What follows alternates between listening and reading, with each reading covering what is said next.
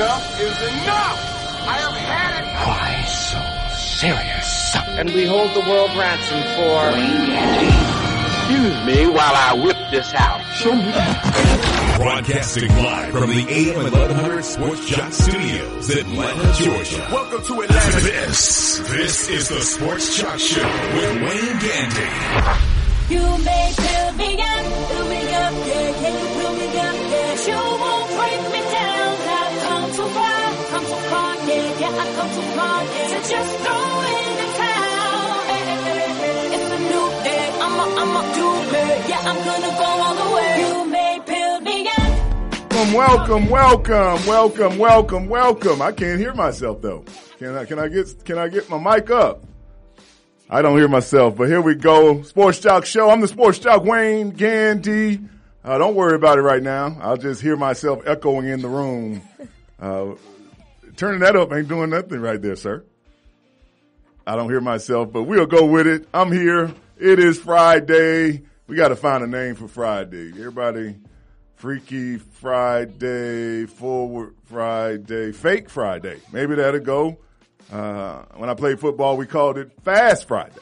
It was Fast Friday because we was going to get out of there by noon and get on back on the road. But great game last night, game 6. Yes, the king is still sitting on the throne. What action between LeBron and the Cavs taking on Steph Curry and the Golden State Warrior. Can you say game 7? Game 7, Oracle Arena. Tickets are already going for 10 times the price they were going for the last game. That was just a couple of days there. LeBron James trying to bring, after 52 years, a championship back to the city in any sport. That's how thirsty they are.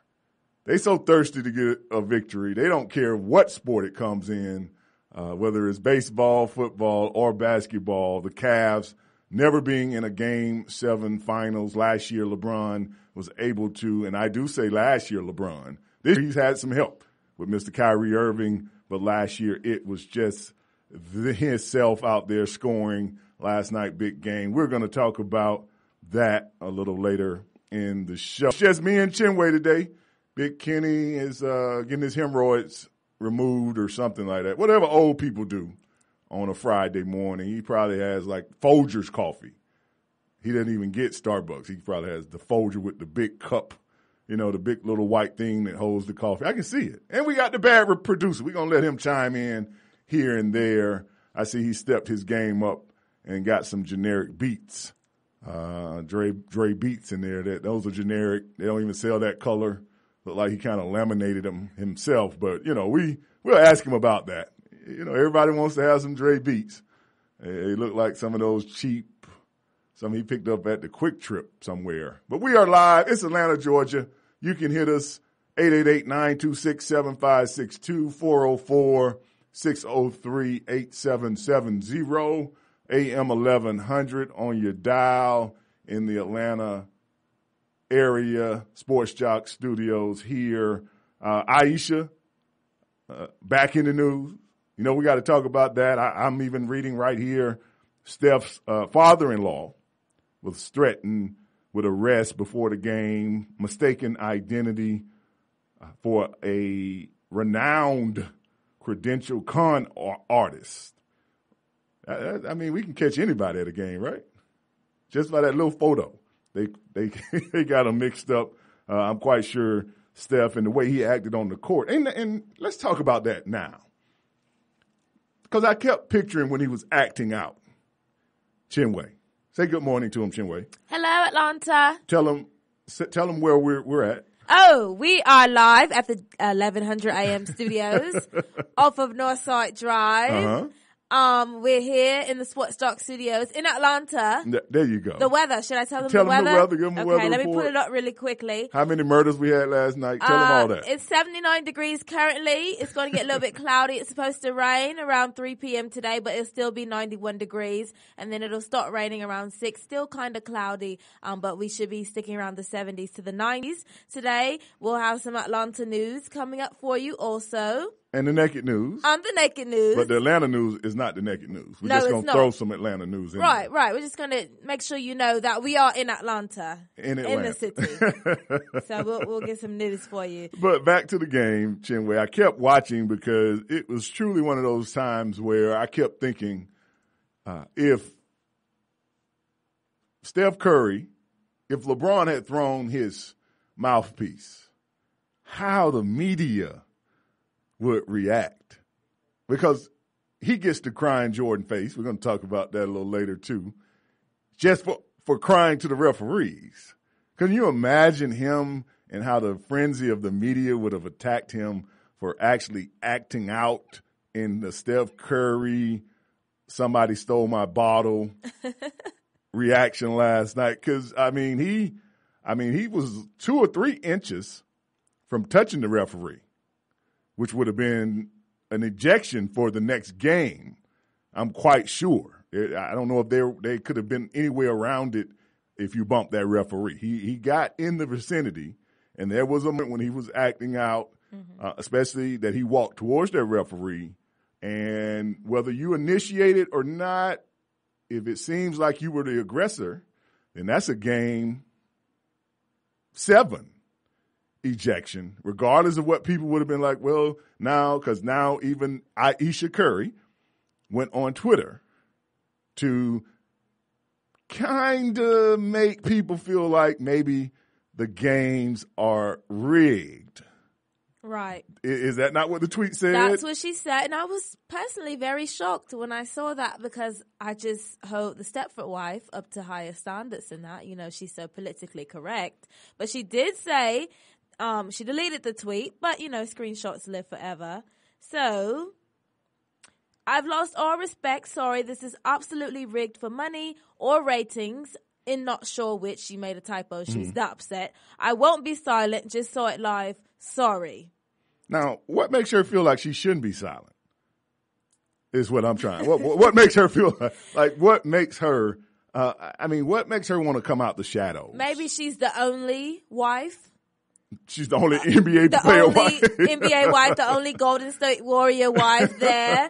Her and her mother and her daughter, the biggest supporters from the Warrior family behind the scenes. So, she has a voice in all of this. To go all the way to rigging, I can get upset that the refs might be calling fouls that I don't agree with.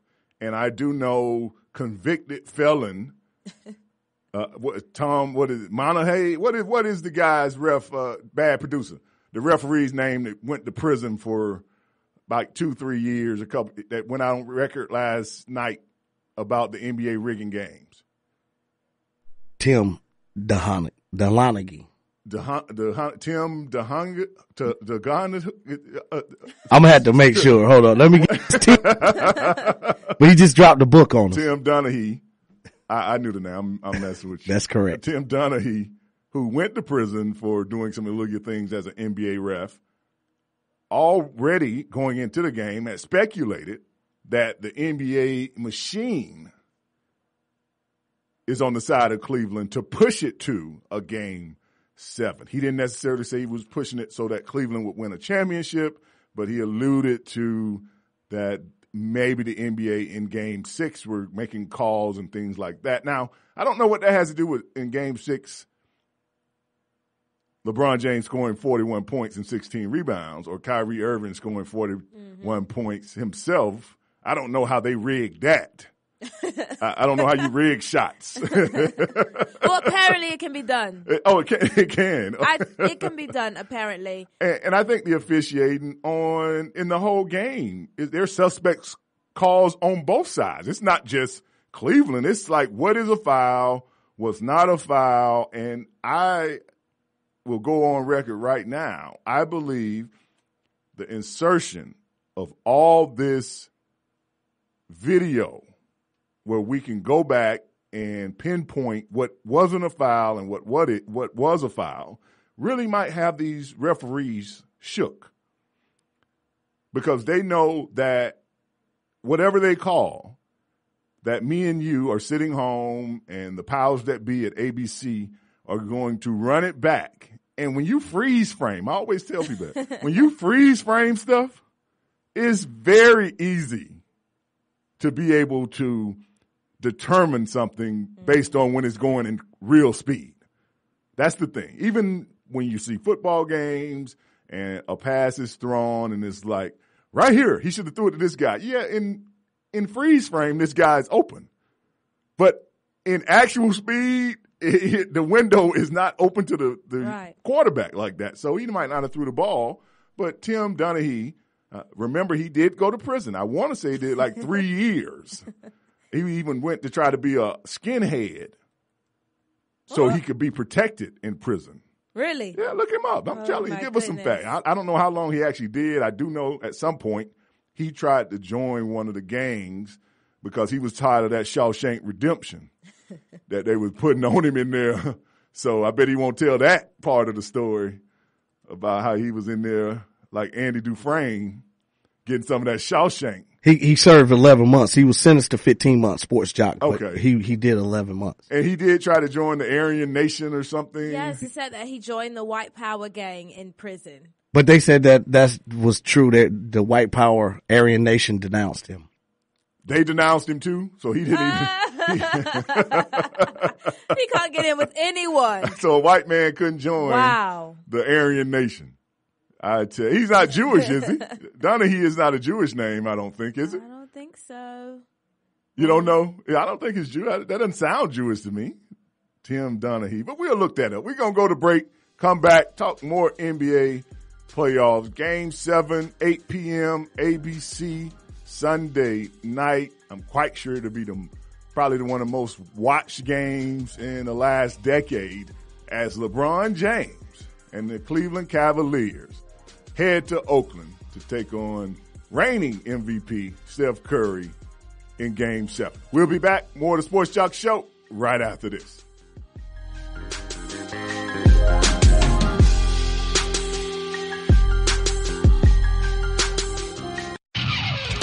Don't go away. More of the Sports Jock Show with Wayne Gandy is coming up next. Did you miss the Sports Jock Show this morning? Aisha, Curry, hang yourself. I don't know what's this love with the people that are not shooting the basket. LeBron said, he's always been kind of asked to take the high road. No matter how much he's been fouled or what people have done to him, he tries to take the high road. He doesn't always succeed, but he tries. Then Aisha Curry goes back to tweet, high road. Who are you? What are your credentials? Aisha. Well, I shouldn't even know your name. All you do is stand in the stands. That's all you do. You weren't there when Gerbers were being served to Steph. You was not there. Mama and daddy, they get credit. You just get to sit and enjoy the game. That's why the roadkill at the game in front of you. Yeah. You make it personal now. Yeah, I'm going to make it personal. I just don't understand where the parents and the wives and all that have any place in the day-to-day reporting of a sports figure. Don't miss the Sports Jock Show with Wayne Gandy, weekdays 8 to noon on Atlanta's AM 1100. I'm Stephen Curry of the Golden State Warriors, and when I need my sports and entertainment, I listen to the Sports Jock Show with Wayne Gandy. And now, back to the Sports Jock, Wayne Gandy.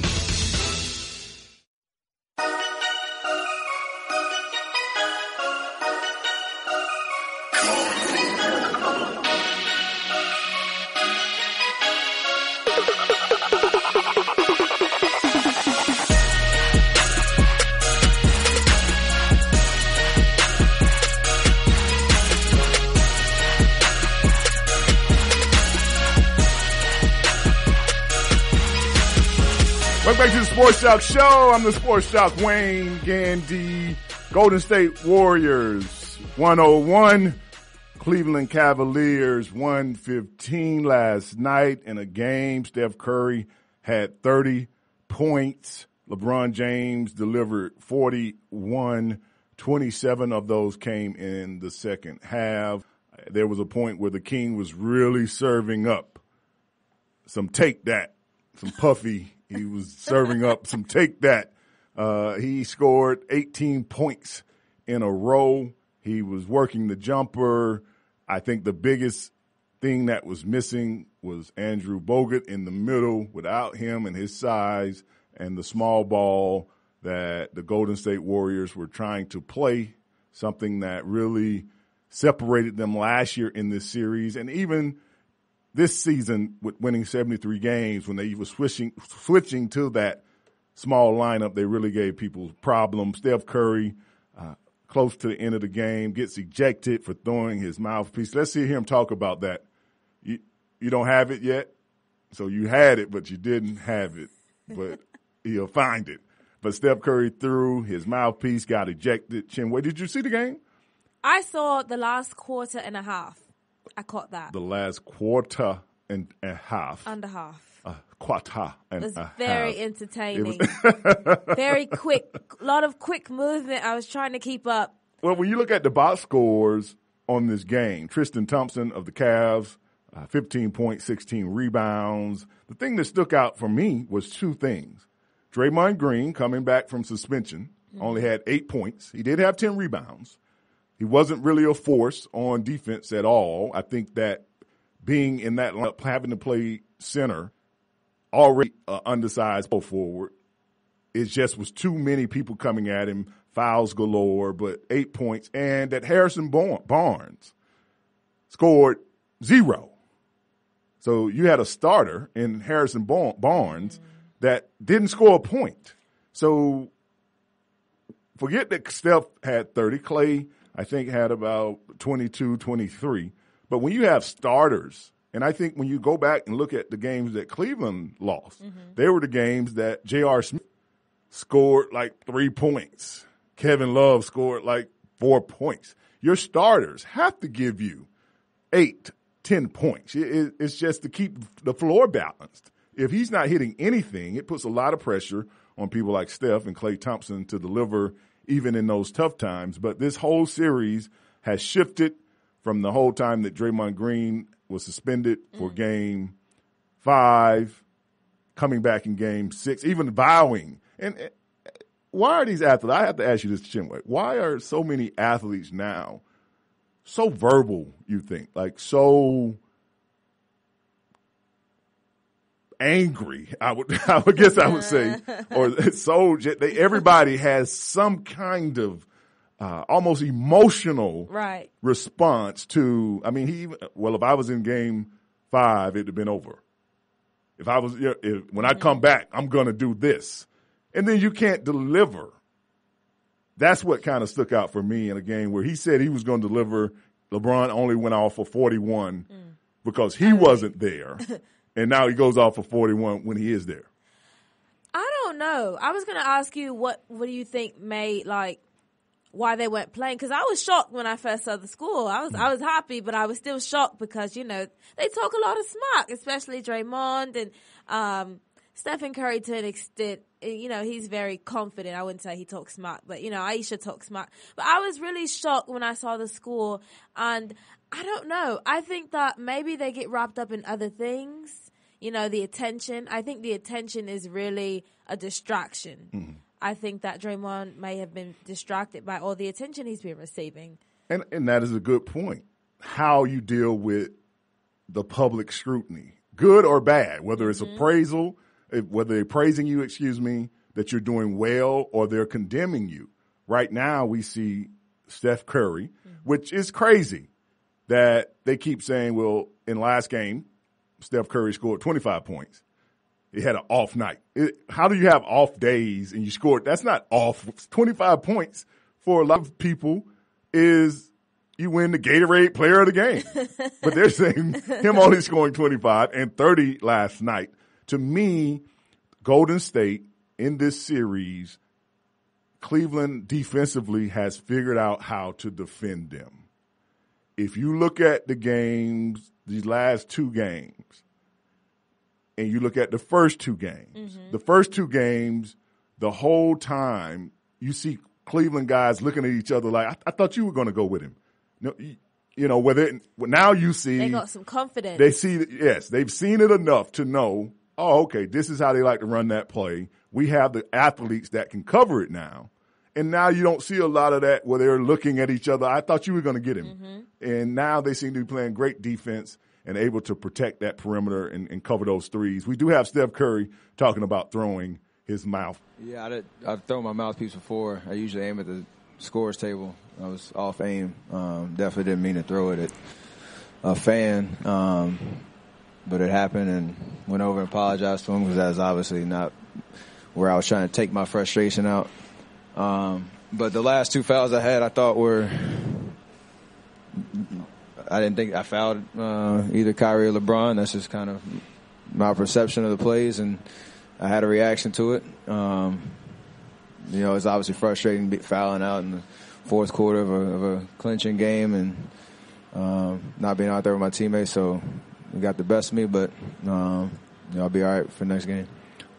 That's Steph Curry, the MVP, two-time MVP, the reigning MVP, talking about the calls in the game. I think Kevin Love got into foul trouble early. There was fouls everywhere. It's not like Golden State's fouls seems to come because they were so quick early on. It caused problem in the rotation. But when you look at the game, it's not like Cleveland was over there and everybody had one foul. Mm-hmm. You had people like LeBron who rarely gets 3 fouls in a game. He had 3. JR had 4. Tristan Thompson, by the end of the game, had 5. So I think, were you shocked to see how Chef Curry reacted? I mean, I think it just kind of made him human again. I think that so many people put him on such a high pedestal that he's not allowed to do anything that's, normal, quote unquote. So when he threw the mouthpiece, I was like, whoa, but then I was like, oh, he's upset. He loves what he's doing, and he's a normal person, and he has emotions and feelings. And then he went over and he apologized, and I saw him laughing with the coach and, walked off base, to calm himself down. And I was like, well, things happen. I was shocked that he got ejected from the game. You don't really expect that from the good guy.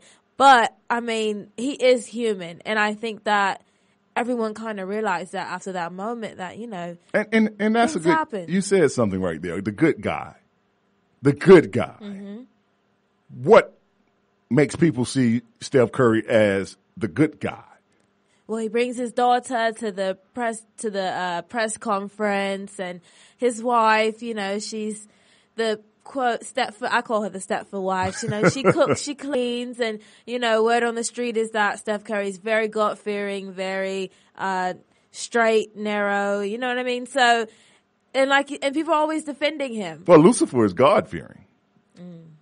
Is that not true? No, yeah, but that not that type of God fearing. No, more on a more lighter note. No, not that God fearing. But he's just been painted as like this little perfect baby angel. Mm-hmm. So to see him throw a mouthpiece and actually have emotions and get worked up, that was interesting. He's walking a mile in what LeBron has walked his whole career. Mm-hmm. That's what I think I saw. That I see what this man, the criticism, the knife will come out. They do like to write twice as many articles about you negative than they do positive. Right. And I think he's finally getting a taste of how it is to actually be the megastar, that they are going to hold every errant pass, every blown shot, every reaction that you take, it gets magnified. And you, like you said something else, Key, human. Mm-hmm. You, when you become the megastar, you no longer are supposed to be human. And you see that with any megastar, and nobody's been bigger than, as we keep saying, LeBron James. We scrutinize every turnover, every time he might drop his head or wipe his face in a certain way.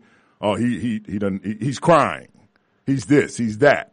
I think Steph Curry finally is seeing how it feels to be that when it's not what they expect, you are no longer reaching for your expectations.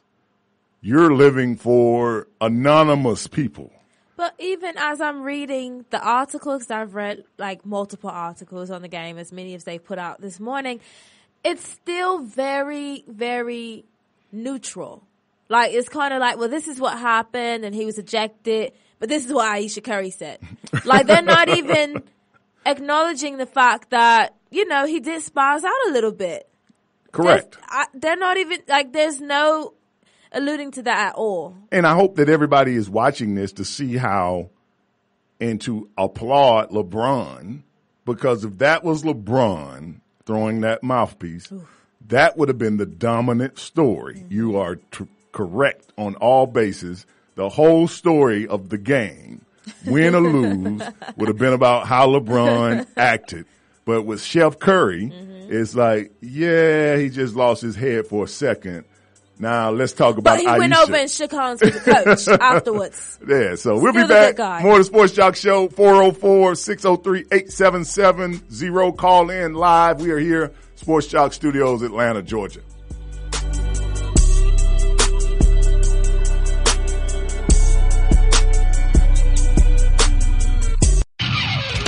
Don't go away. More of the Sports Jock Show with Wayne Gandy is coming up next. Did you miss the Sports Jock Show this morning? We have a call on the line. Good morning to you, caller. Good morning. Good morning. You guys are doing a great job there. Oh, that's my mother. I tell that voice anywhere. It's a very distinctive voice. I was like, uh-oh, we in trouble. We in trouble. Are you on your cell phone or your house phone? I'm on the house phone, the one you pay for, hon. You let everybody know that your son takes care of you. Yeah, the bill is paid. Kenny, you are so funny. And Wayne, you're chiming in. And what's the little girl from Africa? Her name is Chinwei. Chinwei, you are really chiming in. So I commend you guys, and I'm here praying for you, okay? I'll put your check in the mail when I get off the air. Okay, and I'll talk to you about Muhammad Ali, because y'all don't know nothing about Muhammad. I didn't tell you I used to date Muhammad, did I? No, I missed on that story. No, that's a lie. I was wondering why the man you said was my daddy was 5'6". Don't miss the Sports Jock Show with Wayne Gandy. Weekdays, 8 to noon on Atlanta's AM 1100. And now, back to the Sports Jock, Wayne Gandy.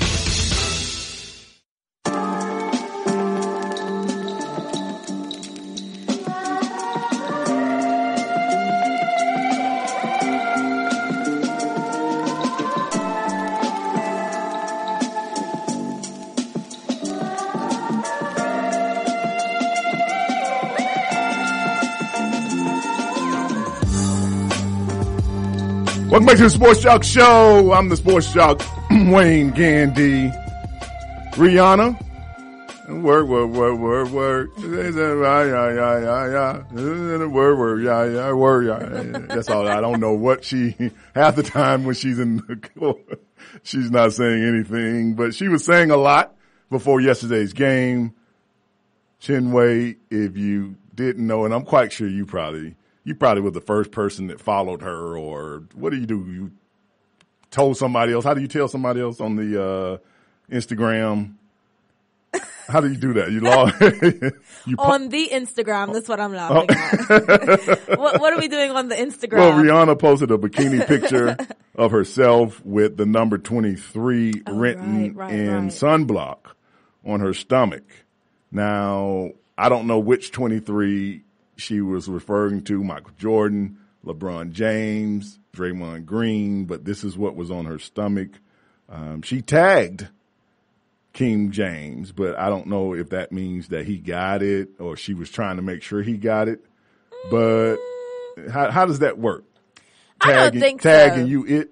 Well, you know that she and Jay-Z and Beyonce, they're like this little club together, you know, and they always mention LeBron in their songs and things like that. The Rich People Club? The Rich People Club. Okay, that's what that we call club. it. So I don't think that it meant anything, honestly. Just, quote, knowing, quote, unquote, Rihanna, I don't think, she doesn't really like people. And so why, hold on. So why is it that when I think of Rihanna doing this, she's really saying a lot? Like, isn't she supposed to be the bad girl?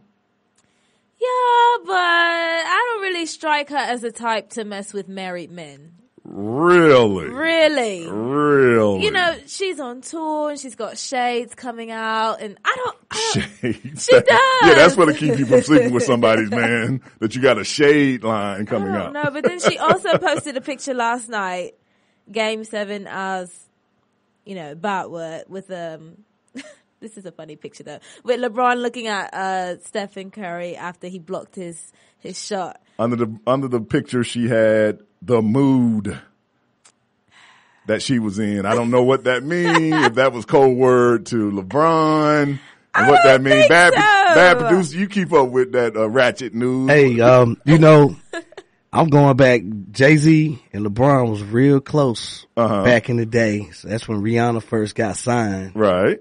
We're going to leave it at that. You know, he wasn't married. You know, she's always throwing it out there. I don't know. You don't know? I think that's why Drake stay mad at LeBron. I could very easily see Rihanna sneaking into the hen house. I really can see that. I don't know why you can't. I can't. Okay. Maybe just because I couldn't do it. Maybe that's what it is. Okay. Well, LeBron James, and she's never really said who the 23. There are other players number 23. She's bold with it. But I think it's him, though. If you get a chance, I'm quite sure she might have. Has she taken it down yet? No. Oh, it's still up there. It's still up? No, she doesn't care. And you call it's tag, so I can tag you. Right. It's kind of like on Facebook. I think they're the OGs of that, when you can actually click in and tag someone. Tag. You think LeBron saw it? Of course he saw it. Oh, okay. Someone of his children probably saw it. Said, Dad, why did Rihanna tag you in this photo? Was that the motivation behind the 41 points, maybe? Well, Steph been showing his side piece. Ronnie Rose at the game, so why can't LeBron's side piece come out? Well, she'll be front and center. She'll buy her own tickets. She probably won't even have to buy tickets, to be honest. Well, Game 7, I can't say it enough, should be a great game between the Cavs. Well, I hope it will be. I hope it's not a blowout. I hope it's one of those back and forth, 2 minutes to go, tie score type games where you really have to sit on the edge of your seat and pay attention. In this series, though, you can't really go by the series because almost each victory of the teams were double-digit victories, whether it was Golden State or Cleveland. But LeBron James, another big game, and it'll be interesting to see Andre Iguodala and his back. I saw him last night running, and it seems that from about the middle of the second period, something was wrong with his back. He could barely kind of slide his feet.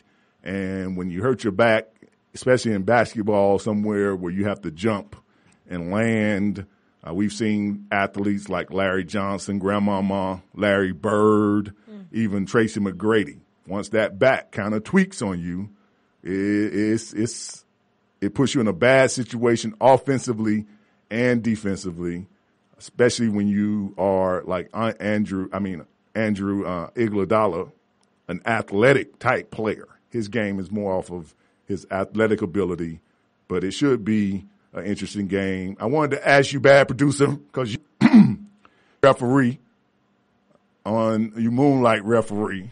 I've seen you referee. How have you viewed the reffing in this series, or at least last night? It's really no consistency, and that's the thing that a lot of people are looking at. As far as an official myself, you want to stay consistent on both ends. Like if I call a charge on one end, I'm gonna make sure I got a charge on the other end, because the coach is gonna say, "Hey, my player's trying to get that same call." Mm-hmm. So, it's basketball. It's gonna be contact. It's more contact in basketball than football. That's where a lot of people fail to realize. What I've realized, even as a referee, and a lot of people don't really understand that. They think every time they're supposed to get touched.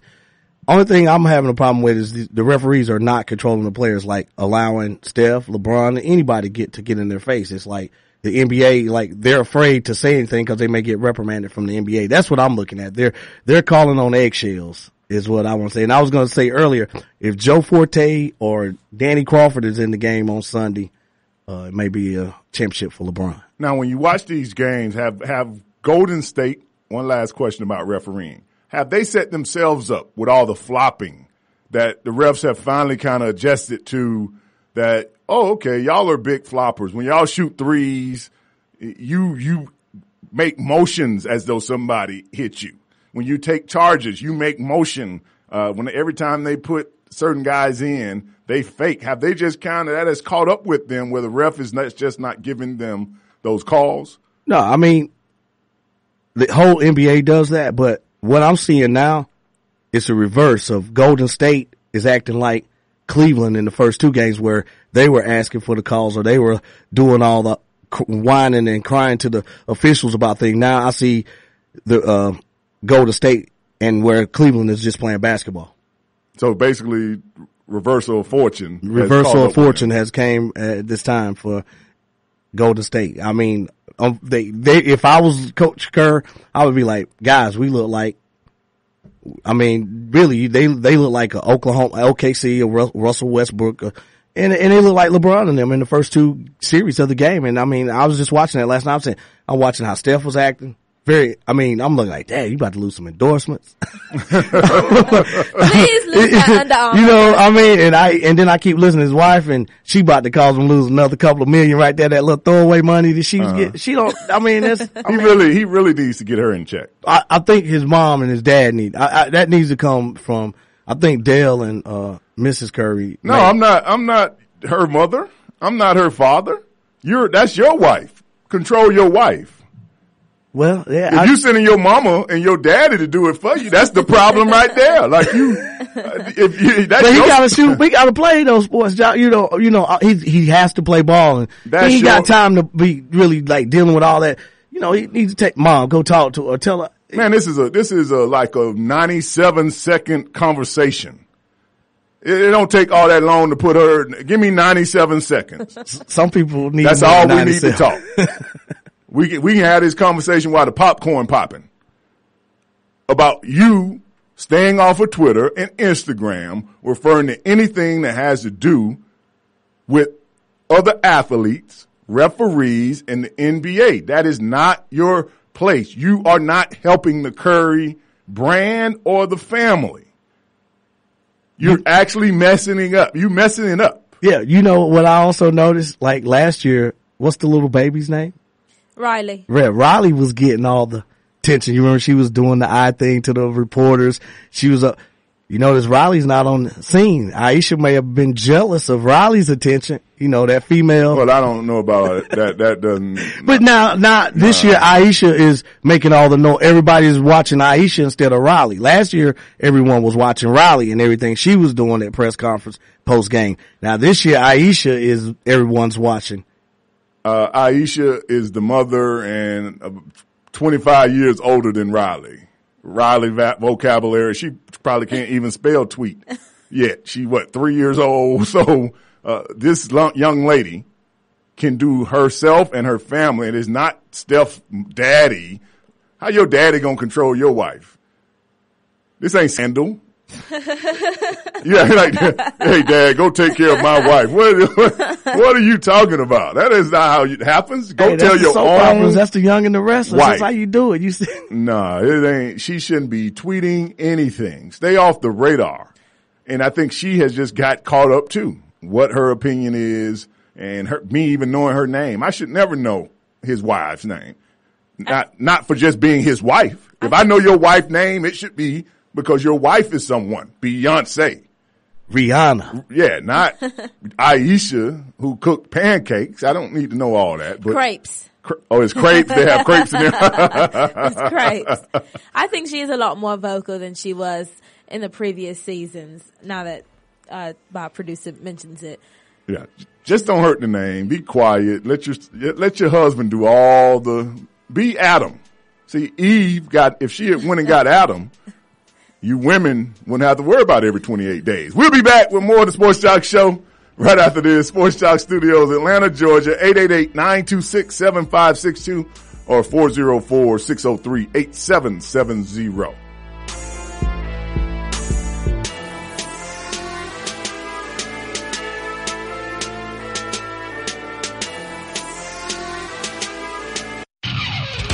Don't go away. More of the Sports Jock Show with Wayne Gandy is coming up next. Did you miss the Sports Jock Show this morning? Aisha, Curry, hang yourself. I don't know what's this love with the people that are not shooting the basket. LeBron said, he's always been kind of asked to take the high road. No matter how much he's been fouled or what people have done to him, he tries to take the high road. He doesn't always succeed, but he tries. Then Aisha Curry goes back to tweet, high road. Who are you? What are your credentials? Aisha. Well, I shouldn't even know your name. All you do is stand in the stands. That's all you do. You wasn't there when Gerbers were being served to Steph. You was not there. Mama and Daddy, they get credit. You just get to sit and enjoy the game. That's why the roadkill at the game in front of you. Yeah. You make it personal now. Yeah, I'm going to make it personal.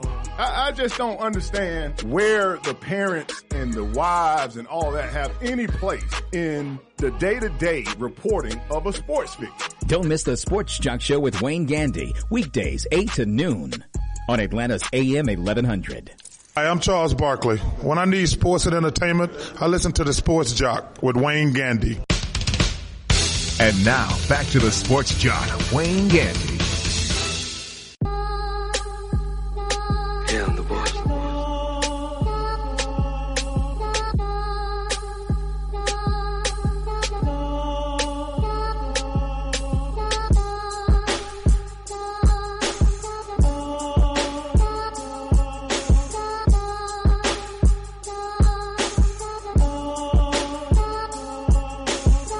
Welcome back to the Sports Jock Show. I'm the Sports Jock Wayne Gandy. Game 7, Oracle Arena out in California this Saturday, 8 p.m. The Cavs, the Golden State Warriors. I think this is what we have been hoping for as NBA fans, a Game 7 between these two teams for all the marbles. Last year, Golden State in 6.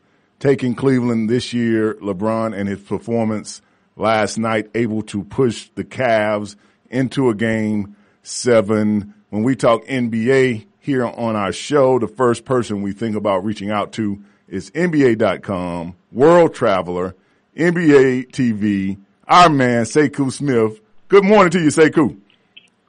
Good morning, Wayne. I'm blaming this Game 7 on you and fans like you who love to see Aisha Curry tweet in the fourth quarter game. I was just about to ask you. I say Aisha Curry, and your first thought. Baby, please don't hit send. Like, just don't do it. Fight the urge. You know what I mean? And I understand how frustrated she was. In an arena where everybody is dog cussing your husband, he gets kicked out, they're losing, you know, it's a struggle, and you just get emotional. But you know, you gotta take that thumb and hold it up high like Fonzie. Just don't hit the button. Maybe she should call Savannah James and maybe take a page out of her book, because we're talking about a high school sweetheart, 3 kids deep, basically been knowing LeBron before we knew LeBron. But we never hear about her. Yeah, well, I mean, you know, everybody is different, man. I mean, I saw where Miko Grimes was tweeting at Aisha Curry, giving her advice. And to me, you go down that road, you know, you're in the wrong neighborhood. So Aisha Curry should just lay off, relax, let us watch Game 7 in peace, and don't start no drama. Do you think the throwing of the mouthpiece by Steph Curry was centered completely around the non-calls that he felt like, the calls that he felt like were against him, or has this just been build up of how his play has been off and on? Well, I mean, obviously he was frustrated with the fouls. LeBron ran him over twice, and they didn't call offensive fouls on LeBron. They bumped and have been knocking him around since Game 1. So he's been getting physically bullied by the Cavaliers, not just LeBron. But I think the throwing of the mouthpiece was just his frustrations boiling over, you know, and I got a couple other people I wouldn't have minded if he'd have knocked upside the head with that mouthpiece. I don't even know the part owner of the Cavaliers' son who he hit, but you know, I'm glad to see some emotion out of Steph. I mean, to me, he's been a little too casual with the ball, and the Warriors have been too casual with their attitude, like, you know, that we got this and everything's fine. They're in a fight now, and they're getting ready to find out what they're made of. And this has been their game plan from Game 1. He comes off pick. Everybody that picks him up, they kind of physically have been hounding him and trying to get him off the 3-point line, not trying to let him get free shots. Great tactic by Ty Lue. Yeah, I mean, and to me, that's the one thing in this series that has really gone unnoticed. After the first 2 games, the line of questioning for for everybody was, well, what is Tyronn Lue going to do to fix this? Nobody has asked that same question about Steve Kerr, since his team has gotten on the wrong side of this series. Nobody quizzed Steve Kerr last night about what he's going to do to get Steph Curry free and get Klay Thompson better shots, get the ball movement improved. And I think that's an underlying thing that we always see, in terms of the expectations people have, or the perceptions they might even have of these guys, is that when the Warriors lose, Steph is hurt and, he's getting knocked around. When the Cavaliers lose, LeBron is not showing up. His legacy is damaged, blah, blah, blah. I think we play too much to the extremes on both sides of that, and we really haven't given credit to a guy like Ty Lue, who's just made really sound, subtle adjustments to how his team is defending Steph and Klay, and daring Harrison Barnes to beat him, and Harrison Barnes is coming up empty. Yeah, Harrison Barnes last night, 0 for 8, 0 points. Draymond Green back in the lineup, only 8 points, did have 10 rebounds. Was it kind of surprising, had no effect in the game after being suspended?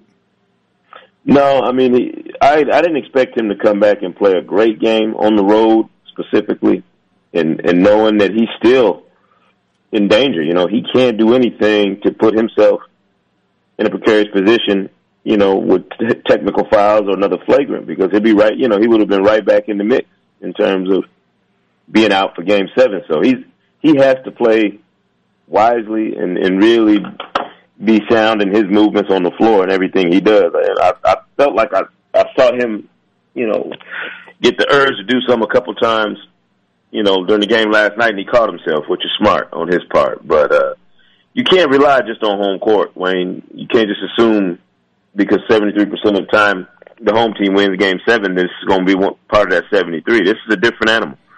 LeBron playing like this throws everything up in the air. To me, it's a toss-up game for Game 7. Sekou, it's Conway Twitty, a.k.a. Bad Producer. Just want to ask you a question. As far as the motivation standpoint, at the game for LeBron, the bottles was out. I seen a couple of outlets having the baby bottles and talking about LeBron whining.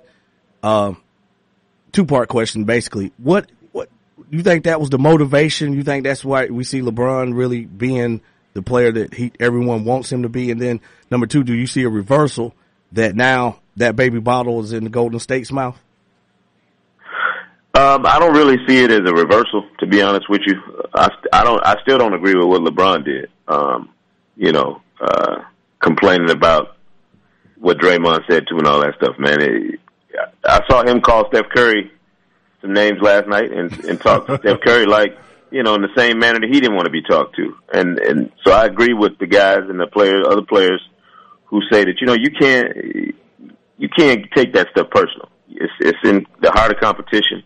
But LeBron has responded with his play, and that's what's most important. Unfortunately for him, if they lose Game 7, all of this work he did will be in vain, so he's got to get the same kind of effort, in Game 7 from Tristan Thompson and J.R. Smith. And if y'all can spot Kevin Love anywhere in Atlanta, get him on the first thing smoking to Oakland so he can show up for the game, because he's been a no-show. I was just about to ask you, why has he been so ineffective, in your opinion? I think because he's so easily taken away from their attack. For a guy who supposedly had all of these, myriad of skills when he was in Minnesota, he's shown himself to be really a kind of a one-hit wonder. If he's not hitting shots and getting cheap rebounds, you're not getting a whole lot out of him. And to me, it's more an indictment of, a lot of guys. I've talked to a lot of former players who love him, and think, they spent a lot of time hyping Kevin Love up when he was in Minnesota. And it's hard for them to look at him now and realize that he's maybe not the player they thought he was. That he doesn't fit with this Cleveland team as what some people imagine he might. He's just easily taken out of the mix, because he's not as dynamic. He's not as big a guy as he used to be. He can't dominate anybody on that Warriors team in the paint. I mean, Andre Iguodala can guard him. So, to me, Tristan Thompson has assumed that role as that third guy for the Cavaliers right now that Kevin Love was ticketed for. 41 points, 11 assists, 8 rebounds, 4 steals, and 3 blocks. When you hear that stat line, what you think? And listen, he's balling. And you can dislike him all you want. You can make fun of him all you want. But when a guy puts together back-to-back games, the fashion that LeBron has, you got to give it up to him. You got to show him his respect and recognize him for what he is, which is the most versatile and most impactful player in the game. It's the same as he's been for the last, basically the last decade. I mean, he does everything. And when he's making shots, when he's stepping back and hitting threes and knocking down that jump shot, he's unguardable. I think the most impressive thing, and maybe you could chime in, is how much, between both teams, he plays more than anyone. I mean, it's almost 45, 46 minutes a game, more than anyone on both teams. Yeah, Wayne, you know this as well as anybody. For a professional athlete to push himself to the brink the way that LeBron has done, year after year, getting his team to 6 straight finals, and doing it with all of the pressure on him. No matter what anybody says, we can make fun of Kevin Love, but if the Cavaliers don't finish this thing off, LeBron's legacy is the one that takes the biggest hit. So for him to go out and produce every night, year after year the way he does, it is remarkable. And even with all the, memes on social media and all the fun people have with him, this guy's, once in a lifetime type talent. We don't see guys like this all the time in professional sports. So there's some appreciation to me that needs to be there when you're talking about LeBron. Whether you're a fan or not, you need to appreciate and respect the body of work he's put together. He's going to go down as one of the all-time greats. Last question, I'll let you go, and thank you for calling in. Prediction for Sunday night's game. Oh, man. To me, I've been saying it the whole series, and I picked the Warriors in 7 officially, just so you know, my prediction is still alive. I've been thinking they're the better team, but they haven't played like it completely, like from top to bottom. I'm waiting to see if they've got it in them. Without Bogut, I'm not sure that we're going to see them at their very best because he's been a huge part of it. But I can't imagine the Splash Brothers getting a chance, for a one-and-done, do-or-die game on their home floor and not showing up and showing out. So if anybody can beat them, it's LeBron, but I'm sticking to my Warriors in 7 pick. Thank you, Sekou Smith, NBA TV, for calling in. And, we can put a little bet on it after I get off the air. Maybe a little small gentleman wager. Yeah, I want to put Twitty's paycheck on it, man. Put his check on it. That's going to be a disappointing bet, man. But thank you for calling in. We'll be back more of the Sports Talk Show right after this. Everybody will be dancing and be feeling it right. Everybody will be dancing and be feeling it right. Everybody will be dancing tonight, doing it right. Everybody will be dancing and we're feeling it right. Don't go away. More of the Sports Jock Show with Wayne Gandy is coming up next. Hi, my name is Renee Jemison. I'm an associate broker with Keller Williams Realty here in Atlanta, Georgia. After 15 years in the business, what I realized is that who you're in business with matters. The team at Movement Mortgage is here to support you, help you to understand the buying and selling process. And if you're a homeowner, they'll help you understand what a refinance opportunity could do for you. Give me a call, 678-758-1069, and put our team to work for you. As an agent who's an expert in the Atlanta area, Renee Jemison's wealth of knowledge and expertise in buying, selling, investing, and leasing real estate makes her someone you can trust for up-to-date information. Visit LuxurySalesAtlanta.com today or give her a call. 678-758-1069. LuxurySalesAtlanta.com, a proud sponsor of the Sports Jock Show. Enough is enough! I have had it! Why so serious? And we hold the world ransom for...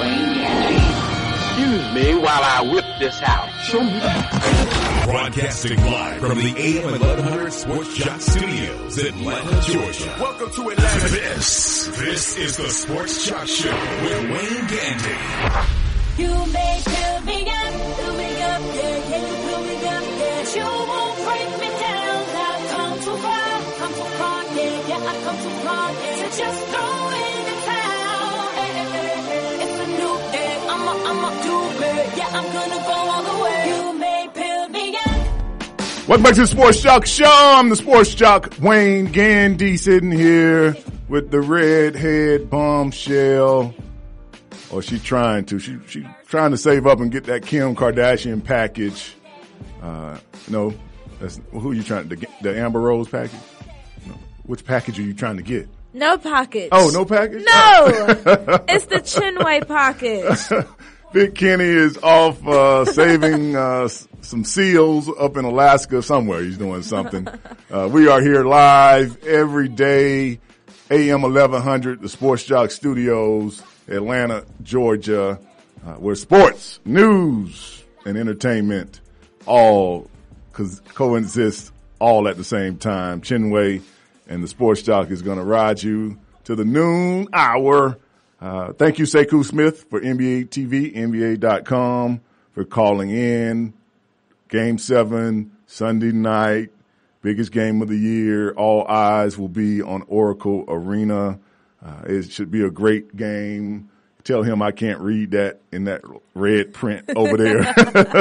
I think it said J.R. Smith. J.R. Smith. Yes. Oh, okay. J.R. Smith, who is one of the real catalysts of why this team in Cleveland is playing better.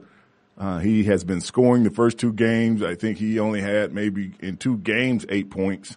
And over the last 4 games, he's been scoring a good 12, 14 points a game, making Klay Thompson and Steph Curry play on both ends of the court. I think that is one of the keys as well from their frustration, that Cleveland have guys that can make you work on both sides, offensively and defensively. But last night, if you was watching the game, Craig Sager, TNT and ABC did connect and let Craig Sager, for the first time in his career, he's been broadcasting sidelines for like 32 years. We have had his son, Craig Sager Jr., on to help us with different sporting events over the last couple years. But LeBron had this to say to Craig, as you know, his cancer has come back.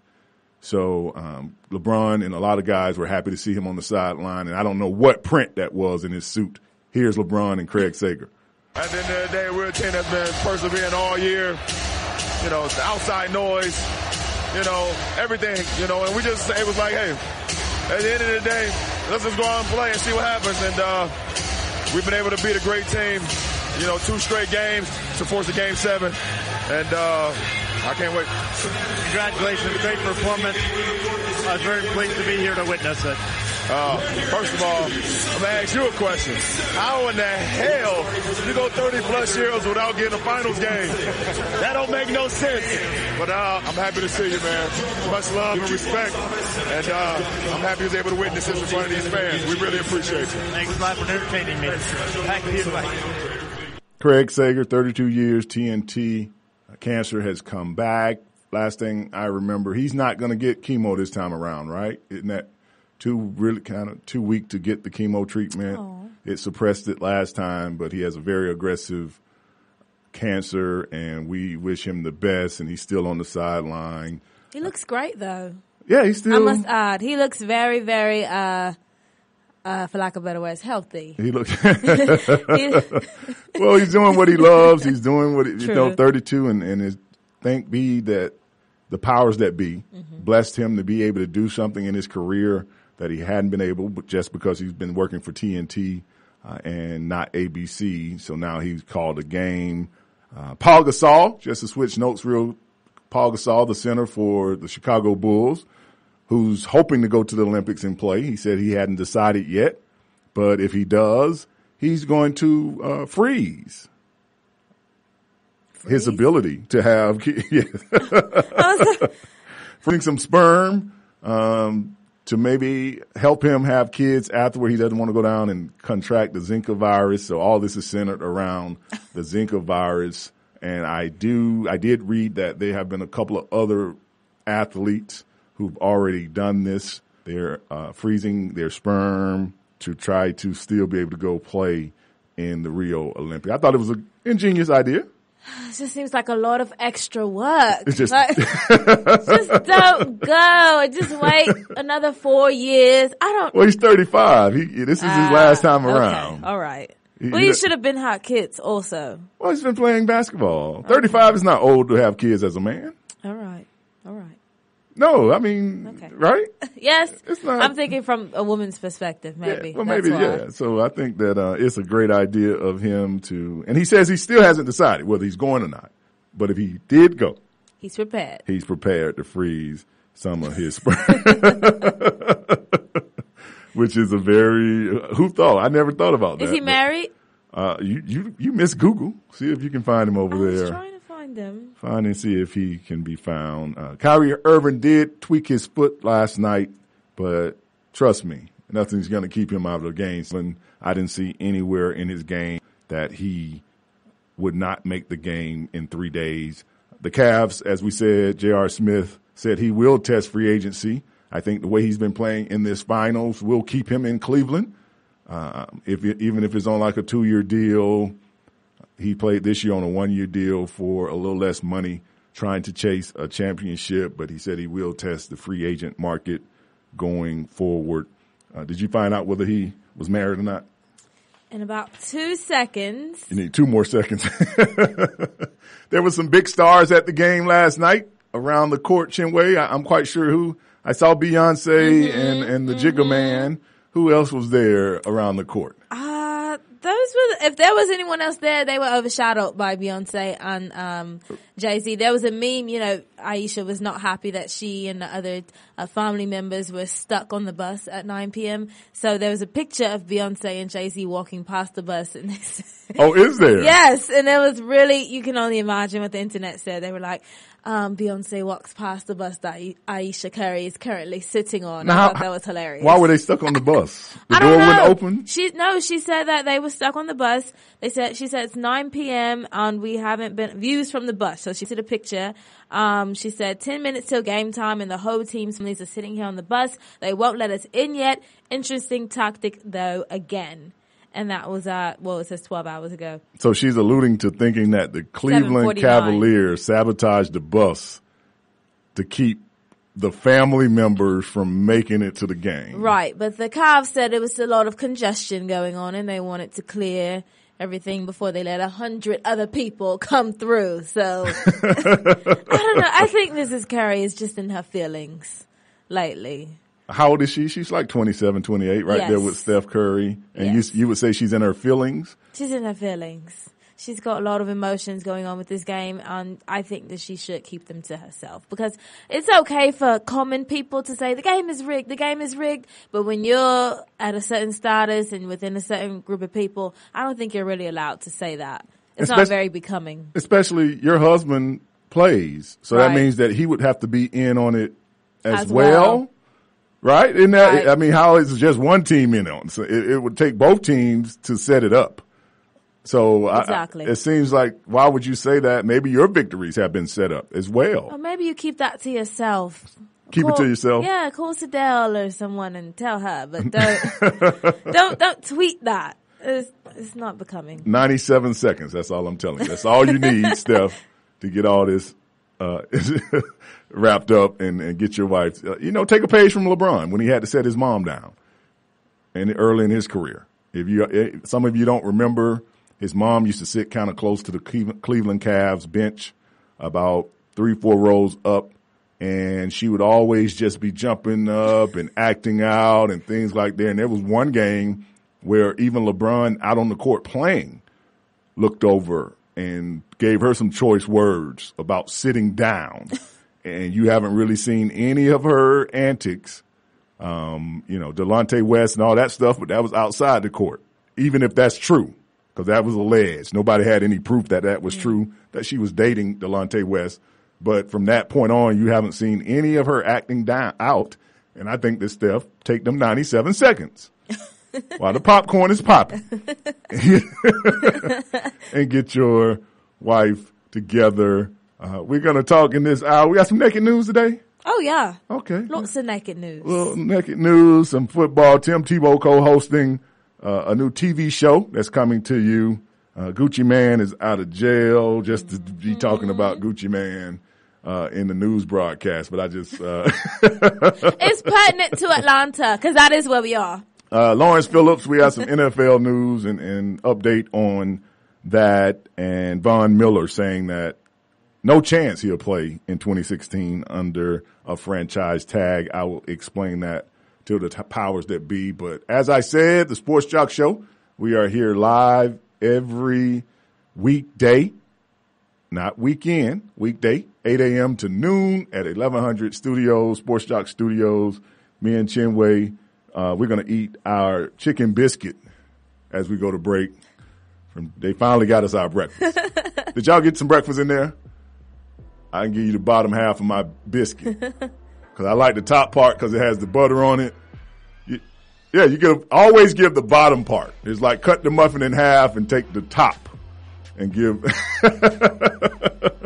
But we'll be back. We're going to talk some NFL and much more. Eugene Monroe says that he is still going to keep his marijuana campaign going, even though the Ravens cut him from the team. We'll talk about that and much, much more coming up on the Sports Jock Show. 888-926-7562, 404-603-8770. We'll be back right after this.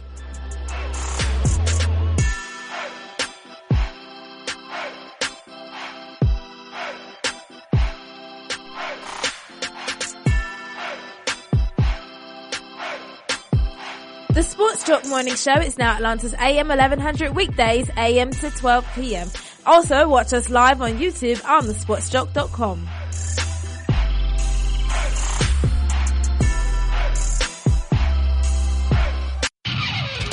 Don't go away. More of the Sports Jock Show with Wayne Gandy is coming up next.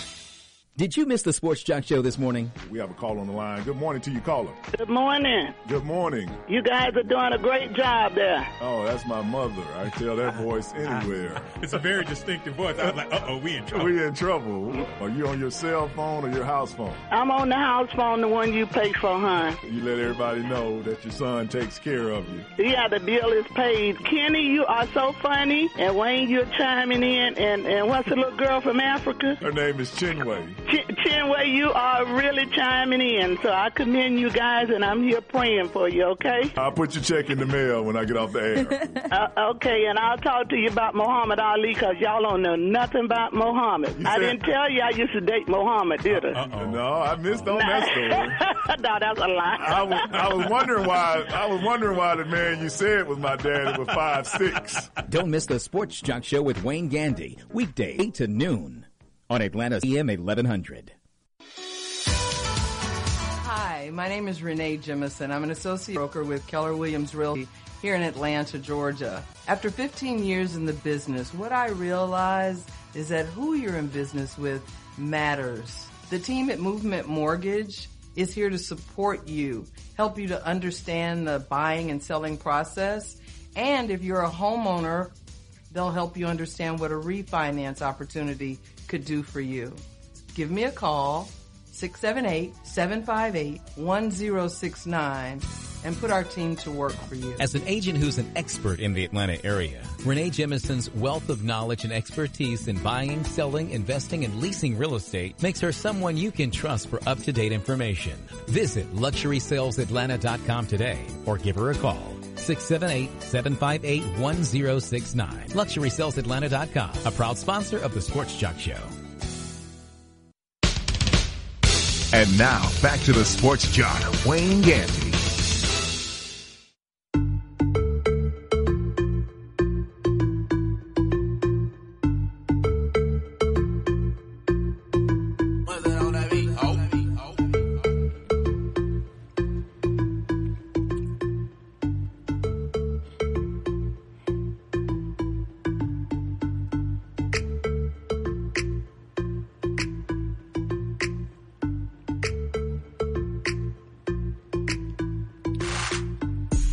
Welcome back to the Sports Jock Show. I'm the Sports Jock Wayne Gandy, sitting here with Chinwei. Eugene Monroe says he will never stop pushing the NFL to accept medical cannabis, as he called it. He believes that the properties of marijuana, Chinwei, will help football players with their ailments, and he is determined to see this passed. Is it because you think it helps him, or he just wants to get high?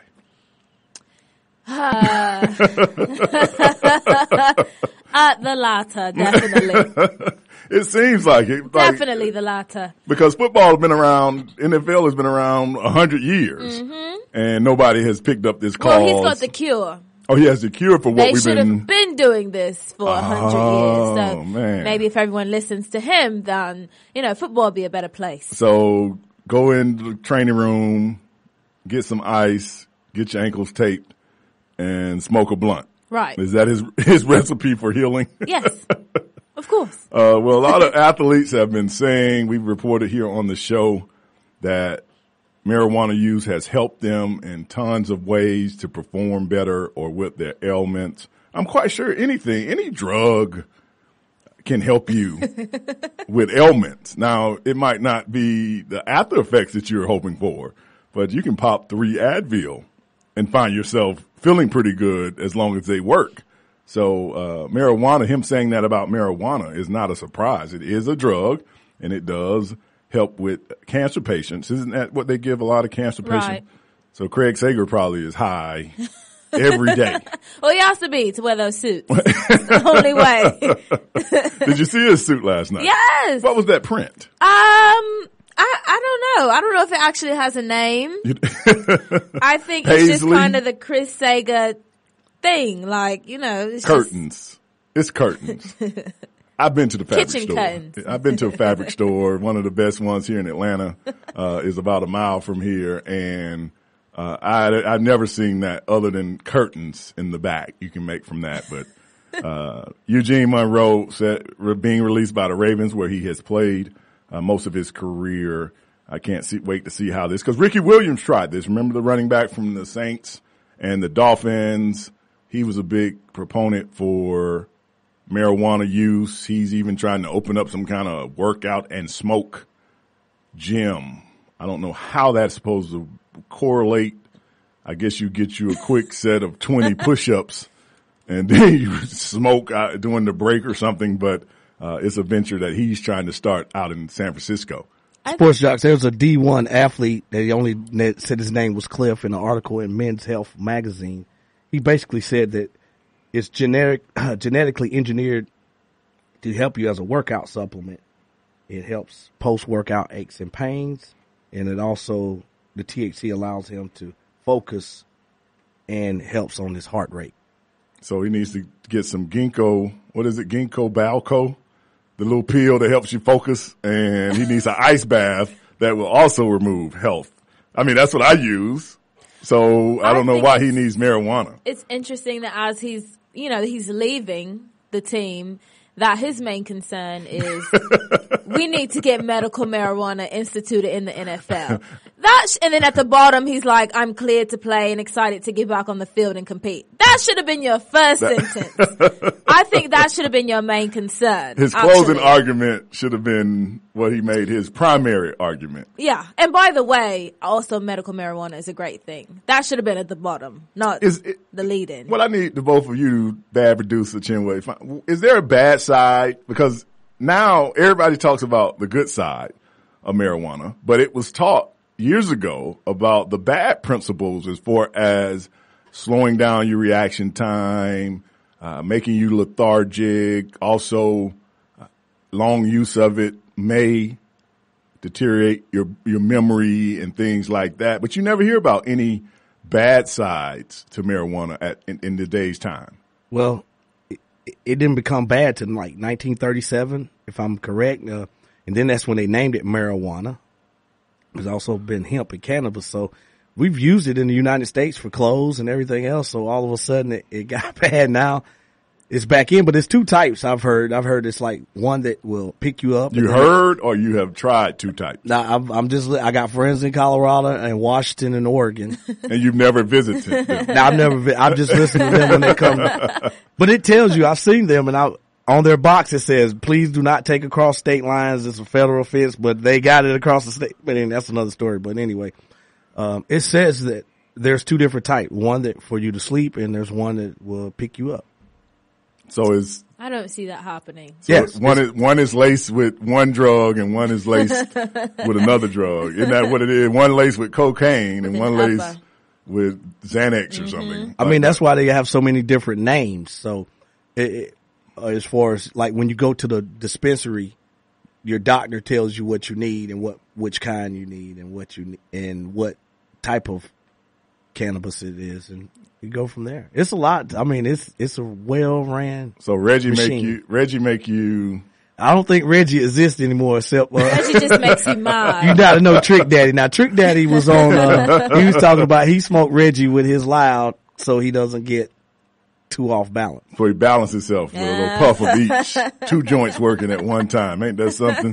Hey, that's Florida. Denver Broncos outside linebacker and Super Bowl MVP of the Broncos, Von Miller, has said that he, in an Instagram post, so you know it must be true if you're on Instagram post, that there's no chance he would play this season under the 1-year franchise tag. For you that don't understand, the franchise tag is something that the team can use to hold a player at least for 1 more year. They have to guarantee that he will make the average of the top 5 players at his position. So that means that if they cannot come to a contract agreement in Denver with Von Miller, that he would sign a 1-year deal for roughly $14 million for 1 year. He is saying that he will not play under that guideline. If it comes to that, Denver offered him 6 years, $114 million about 2 weeks ago, which he decided he did not want. I think he wants to get paid quarterback type money, and rightfully so. He's young. This is his biggest time in his career that he's going to make money. When he comes out on the other end, if he wants to stay around, they're going to start labeling him old because old is anything over 32, 33 in the NFL is considered old. He's in his prime money-making years, so he wants a new contract somewhere around $20 million a year. Right now, they're at about 18. So we'll see how this works out. But I believe and trust that he will not go under the franchise tag. Even though it's a guaranteed $14 million, I think he wants a signing bonus and gets at least about half of that contract that he's hoping for guaranteed so he can have some stability as far as, football and injuries are synonymous. There's no way around it. And I don't care how great you are, injury will find you. And based on what that injury is, it can send you home or it can make the rest of your days trying to play. Do you think he'll get what he's asking for, and from what team? I think that he's trying to avoid them dictating where he goes because if he signs a franchise tag, they can still trade him under the franchise tag. It's just the other team that would pick him up would have to guarantee him that money. So it's in the rule book to protect the team as well. But it might be. I think they're going to give him. He was a Super Bowl MVP. We just won the Super Bowl.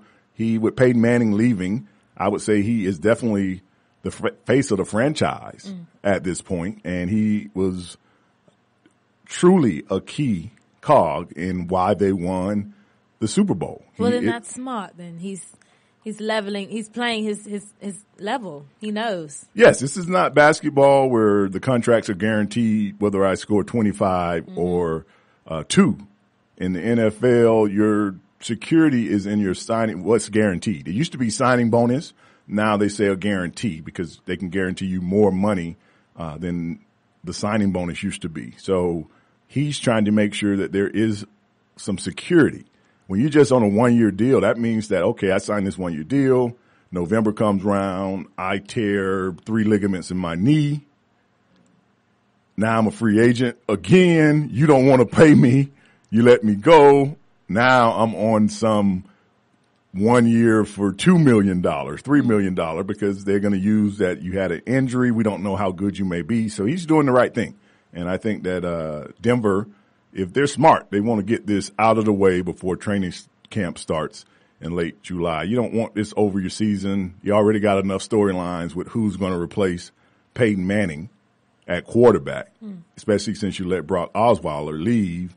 And now you have Mark Sanchez, and I forget the other guy competing to see. So you already got enough stuff going on. Right now you need to get something locked in, and your defensive captain in Von Miller needs to be that piece that you lock in and get this contract out the way. But when we go to break, we're going to come back with the naked news. I don't know what she has in it, but she always finds the most ratchet stuff to tell me. And I'm quite sure it's some kind of tweet, Instagram, Snapchat post in there that somebody posted to so-and-so, and she posted it to so-and-so, and now they're having Twitter, Snapchat beef.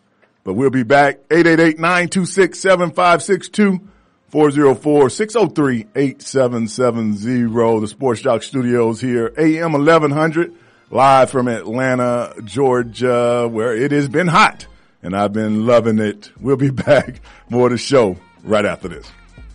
To listen to us on the go, search for AM 1100 on iHeartRadio or download our app at thesportsjock.com.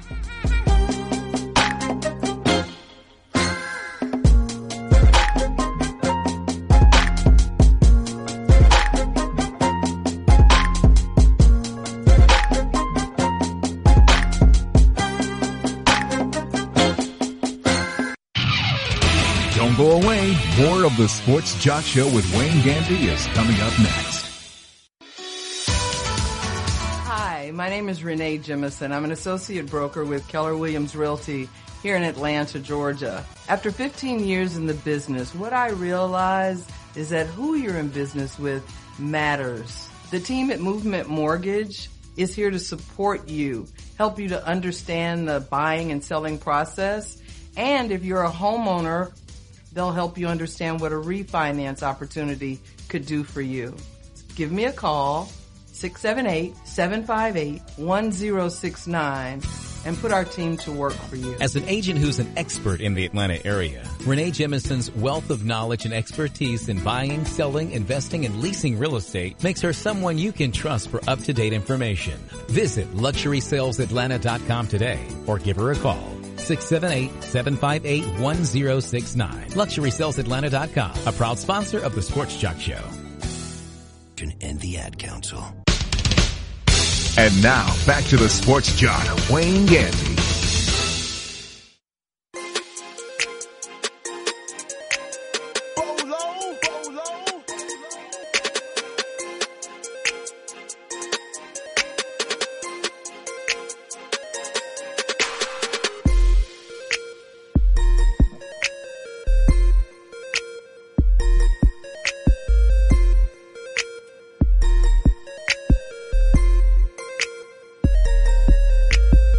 Welcome back to the Sports Jock Show. I'm the Sports Jock, Wayne Gandy. It's about that time for the naked news.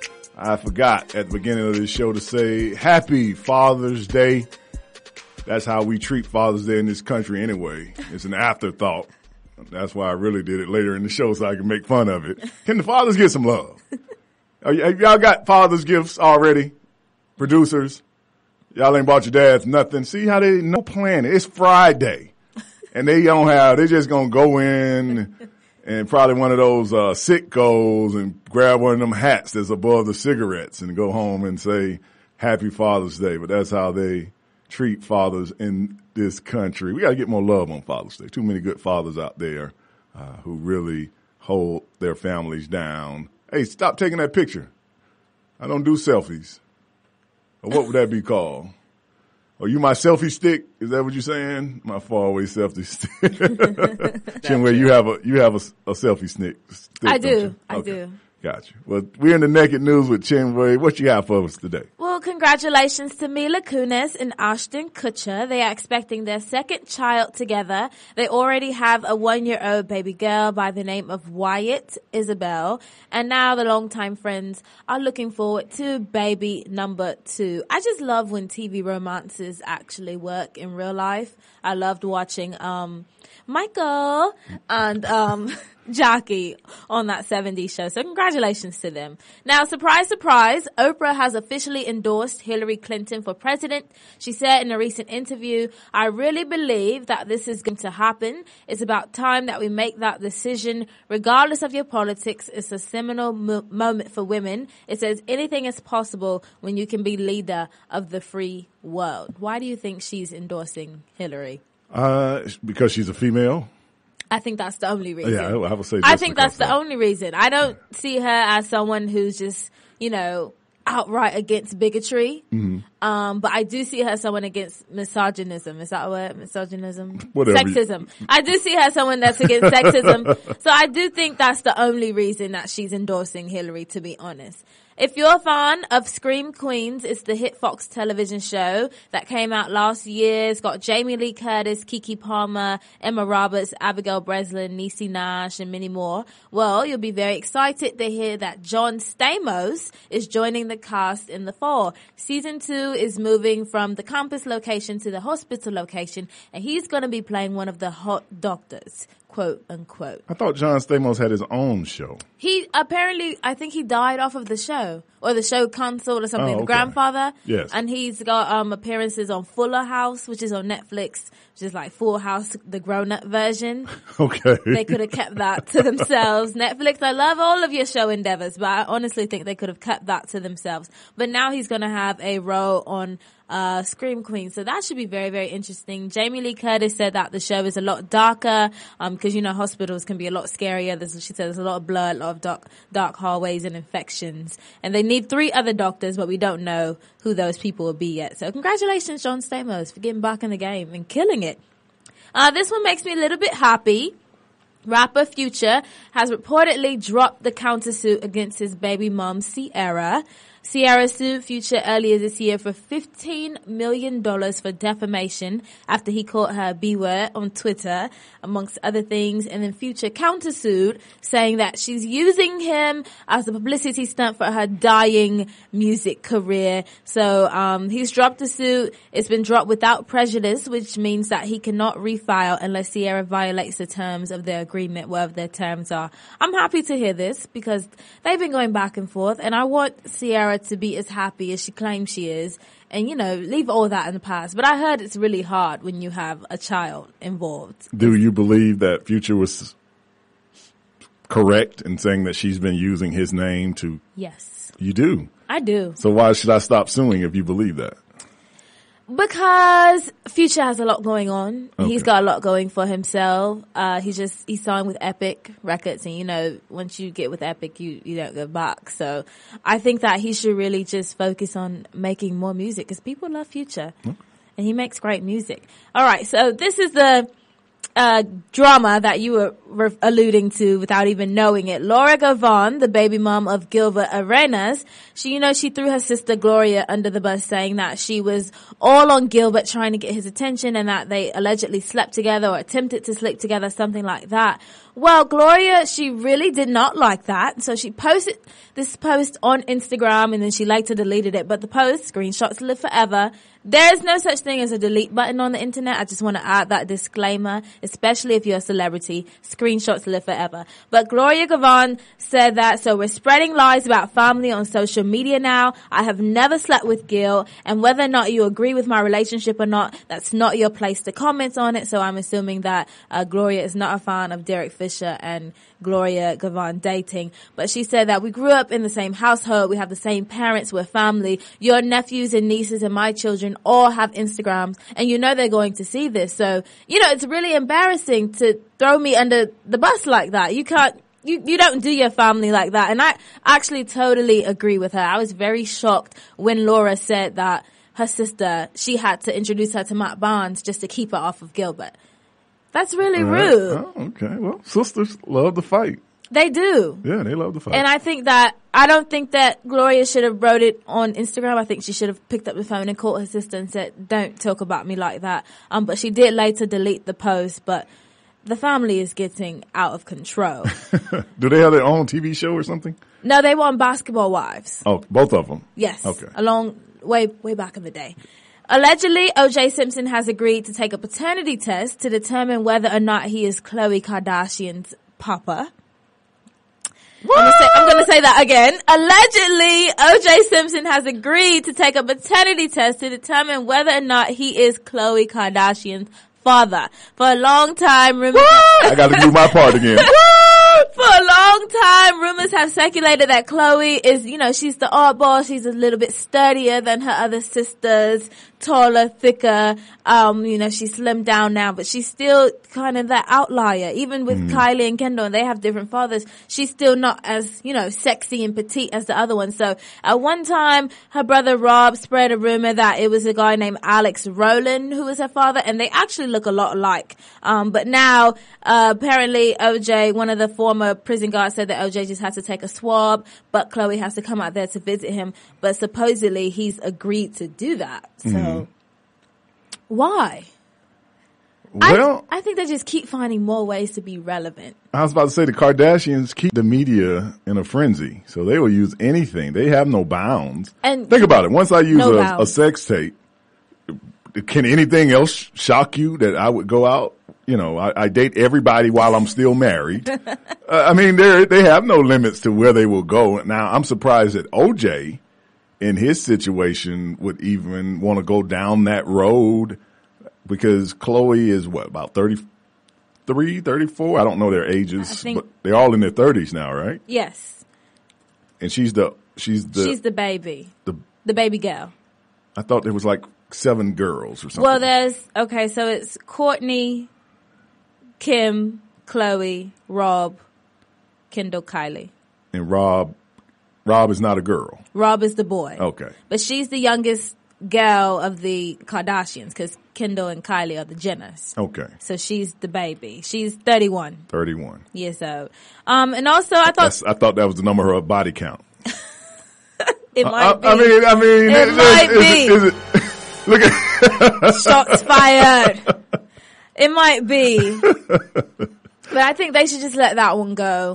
We'll never know the truth about it. Last month, there was an online petition started to convince the Recording Academy, which is the Grammys, to incorporate a category dedicated to mixtapes and online streaming. And the petition actually went through. So now, the Grammys, they said that they're going to include a category, and it'll include any songs that have been streamed. So like The Life of Pablo, which is always being added to and retracted from, that he never made a hard copy for, Chance the Rapper's, Coloring Book, 2 Chainz. And it's really cool because a lot of artists, especially people like Future and 2 Chainz, hold on.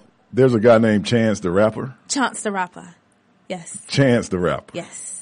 That's his name. He's from Chicago. Is that the Panda No, guy? that's Designer with 2 eyes.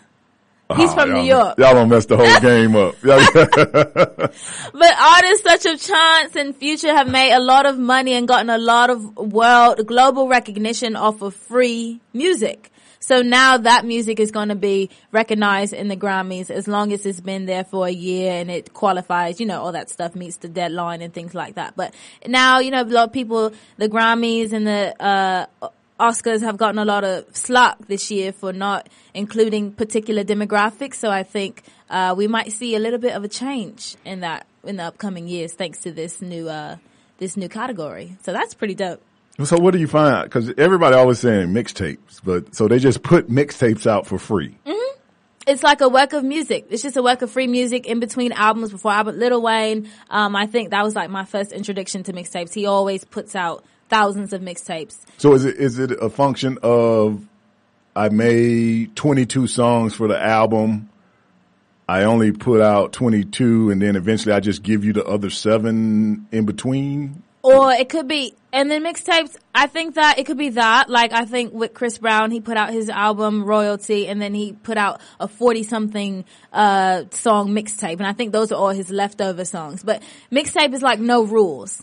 And some people upcoming artists can't afford to put out albums and do all the distribution and things like that. So it's much easier to just take a few pictures and do cover art and then, upload it to my mixtapes or that Piff or something like that.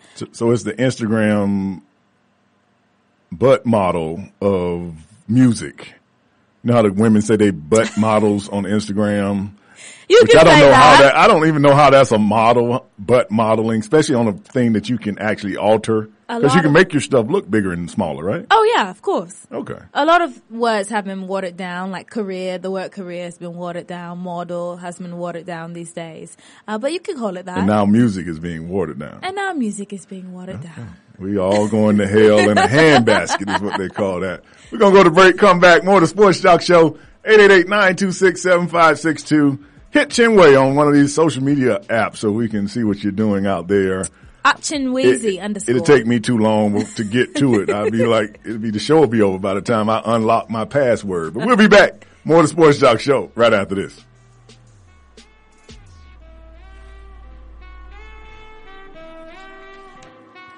Live from the AM 1100 Sports Jock Studios, this is the ATL's new morning show, the Sports Jock Show with Wayne Gandhi. Call in now to be a part of the show, 1-888-926-7526 or 404603-8770.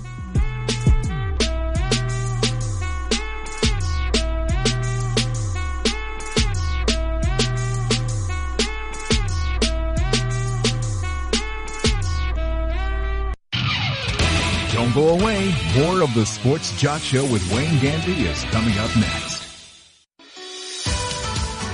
Hi, my name is Renee Jemison. I'm an associate broker with Keller Williams Realty here in Atlanta, Georgia. After 15 years in the business, what I realized is that who you're in business with matters. The team at Movement Mortgage is here to support you, help you to understand the buying and selling process. And if you're a homeowner, they'll help you understand what a refinance opportunity could do for you. Give me a call, 678-758-1069, and put our team to work for you. As an agent who's an expert in the Atlanta area, Renee Jemison's wealth of knowledge and expertise in buying, selling, investing, and leasing real estate makes her someone you can trust for up-to-date information. Visit LuxurySalesAtlanta.com today or give her a call. 678-758-1069. LuxurySalesAtlanta.com, a proud sponsor of the Sports Jock Show. Center Court. On sports, news, gossip, blah, blah, blah, blah, blah.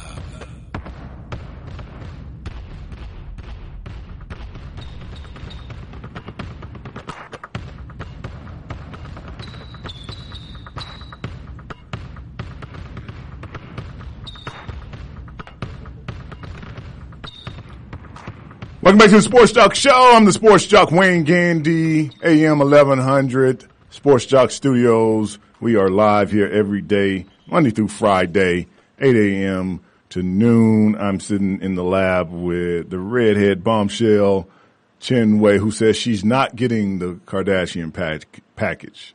Nope. She's just going to get the Chinway package. That's so right. Google Chinway package and see what pulls up. Working out and not paying for it. My NFL tips. Happy Friday. The NFLPA sends out a text every Friday to the former players.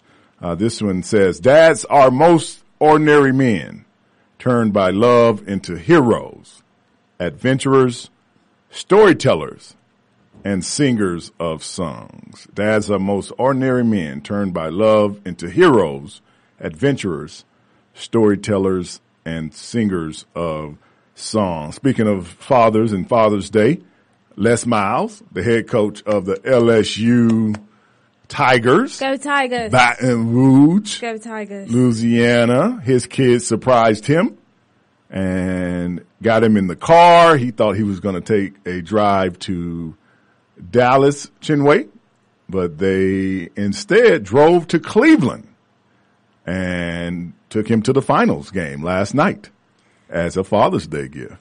You could have bought me a plane ticket. Not from Baton Rouge. Are you kidding me? Well, it says they drove. I mean, if you see something different, it says I was directed by the kids to get in the car, pack a bag, and here we go.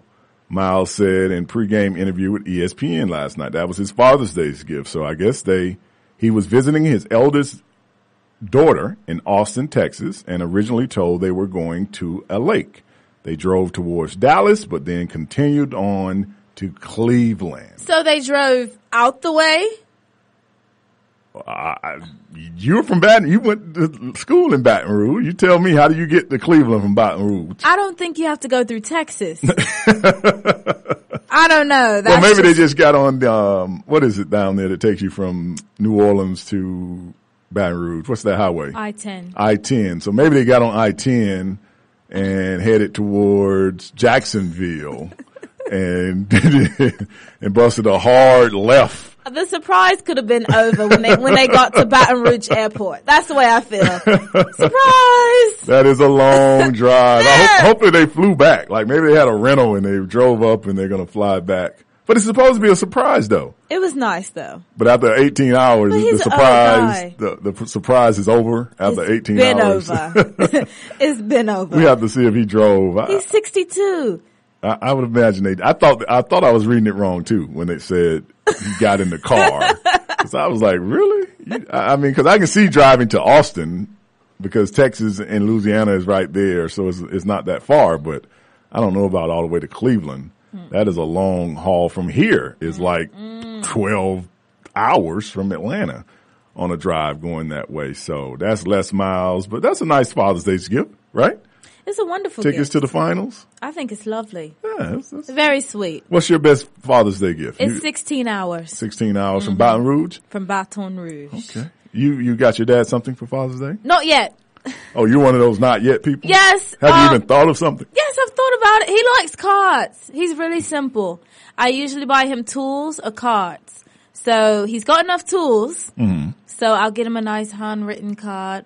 That's not actually a gift. It is a gift. No, a card It's a gift from the heart. No, that's some. It's a gift from the No, heart. that's not. That's a gift from the first section of Target when you walk in the door. The Hallmark. I don't know my dad has so much stuff though. Uh-huh. I don't want to get him anything. You don't want to get him anything. He has too much stuff, honestly. It has to be something he's I've missing. gotten him wallets and planners in the past, and he doesn't use them. Okay. So, I don't know. What do you buy a guy? What do I buy? What would you want to receive as a gift? Maybe I should ask that. I would have liked to have 2 tickets to the finals game last night. That could have been in my stocking or in my card. In your handwritten card, you could have got me that. Sports Jock, I think the reason why she's having problems with the wallet and planner, he knows that everything in his wallet she's going to want, and everything in the planner he's going to have to plan around her. You, Chinway. So the wallet is a setup, is what you're saying. I heard that, Chinway. So happy Father's Day. I'm going to just say that the rest of the show until Sunday comes and every father gets to be disappointed come Sunday. Schoolboy Q, as we reported this week, was going to use the crying Jordan face as his album art. Me, Chinway, and Big Kenny, the first thing we thought is, did you ask Michael Jordan? Because we know that Michael Jordan does not play about his image. The brand Jordan is a huge moneymaker in the world, not just this country. There's no bigger shoe than the Jordan.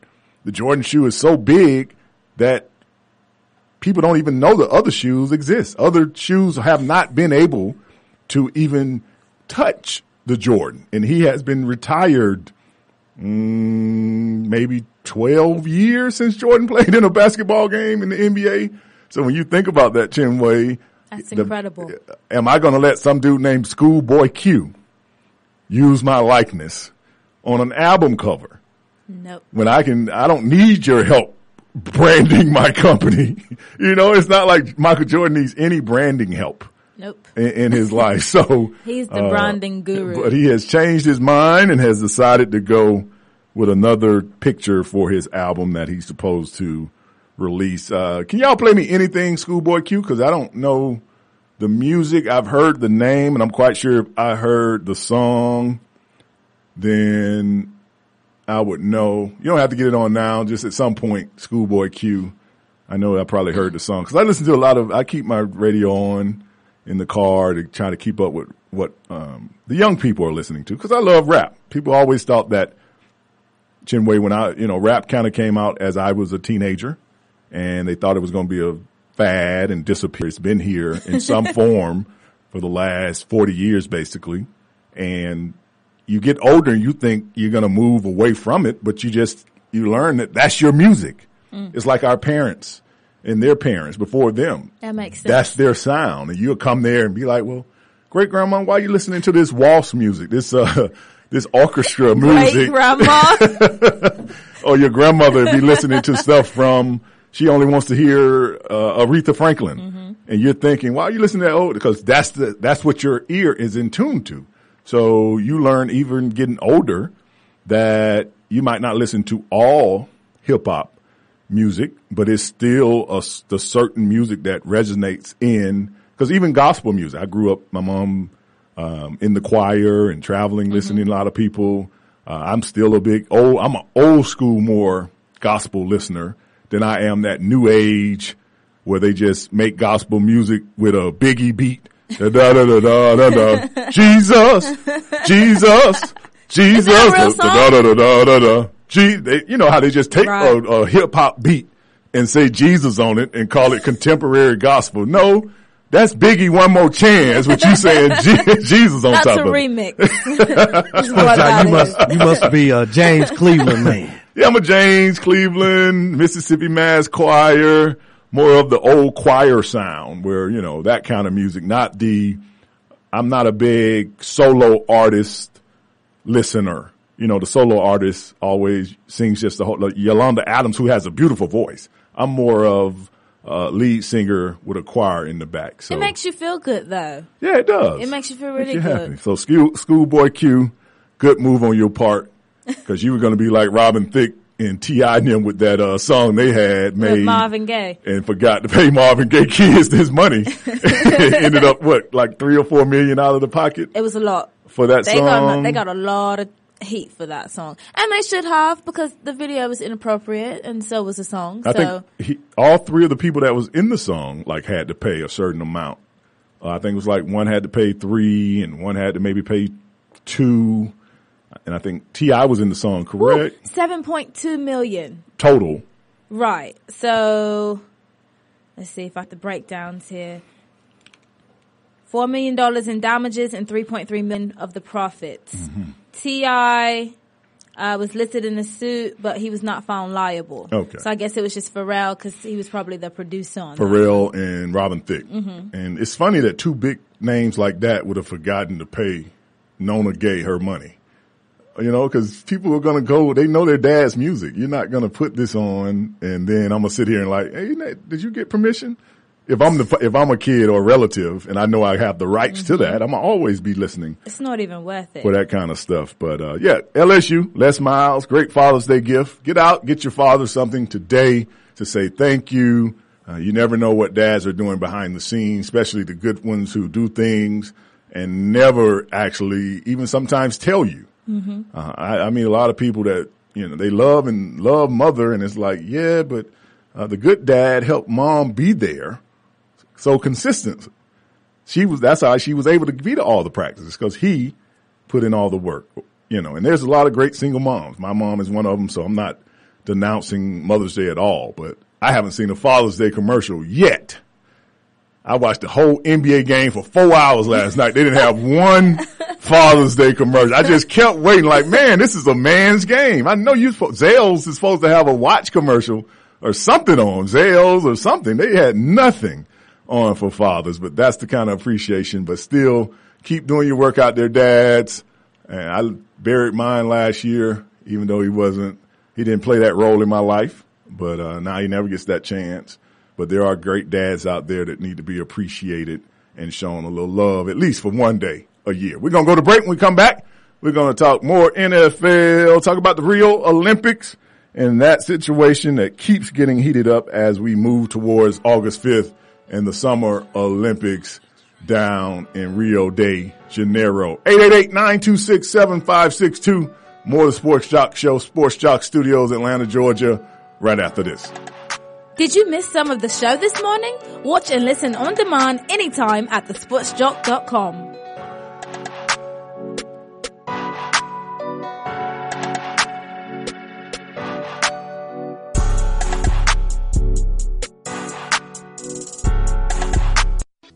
Did you miss the Sports Jock Show this morning? We have a call on the line. Good morning to you, caller. Good morning. Good morning. You guys are doing a great job there. Oh, that's my mother. I tell that voice anywhere. It's a very distinctive voice. I was like, uh-oh, we in trouble. We in trouble. Are you on your cell phone or your house phone? I'm on the house phone, the one you pay for, hon. You let everybody know that your son takes care of you. Yeah, the bill is paid. Kenny, you are so funny. And Wayne, you're chiming in. And what's the little girl from Africa? Her name is Chinwei. Chinwei, you are really chiming in. So I commend you guys, and I'm here praying for you, okay? I'll put your check in the mail when I get off the air. Okay, and I'll talk to you about Muhammad Ali, because y'all don't know nothing about Muhammad. I didn't tell you I used to date Muhammad, did I? No, I missed on that story. No, that's a lie. I was wondering why the man you said was my daddy was 5'6". Don't miss the Sports Jock Show with Wayne Gandy. Weekdays, 8 to noon. Enough is enough! I have had it! Why so serious? And we hold the world ransom for... Excuse me while I whip this out. Show me that. Broadcasting live from the AM 1100 Sports Jock Studios in Atlanta, Georgia. Welcome to Atlanta. This is the Sports Jock Show with Wayne Gandy.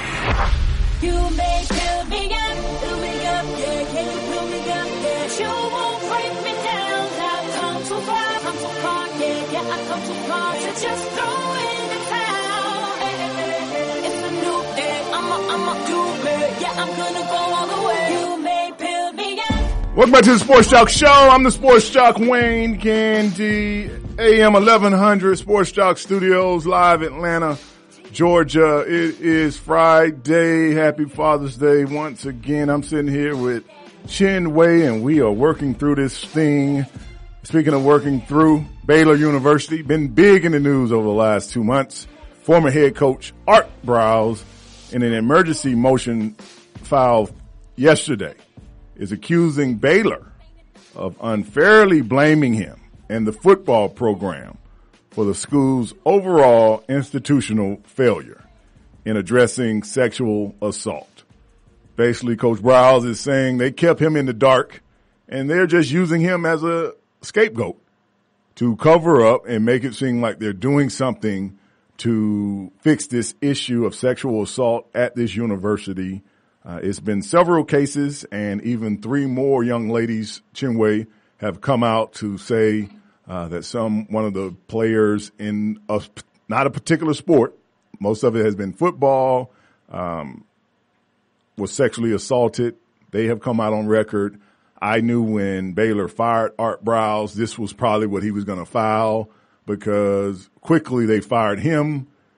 At one point, they just tried to move the president down to chancellor. Now he has stepped away. Somebody had to take the blame. It's funny because I'm always telling people how the football coach is just like the president. But there's parts around even our President Obama that they still have other jobs that they have to do. You know, he still has a cabinet. There is still Congress. There is still the Senate. There's still the justices of his Supreme Court. There's a lot of people with the same kind of equal power in their particular field to wield. And Art Browse is basically saying, you're making me the scapegoat for a university problem, not a head football coach problem. And in this story with the young ladies coming out, and it's some of them that confused me because the girls were saying they went to the athletic department with their complaint even before they went to the the police department. And I'm not understanding why that would be, Chinwei. As a woman, is it that you're embarrassed, or you're hoping they will do what for you if you're going to tell the AD or the president or things like that instead of going to the police? I don't know, but I can only imagine that if you're going to the AD instead of the PD, then you don't really want anyone to get in trouble. Mm-hmm. That's the way I feel. Or maybe you don't want any investigation on yourself.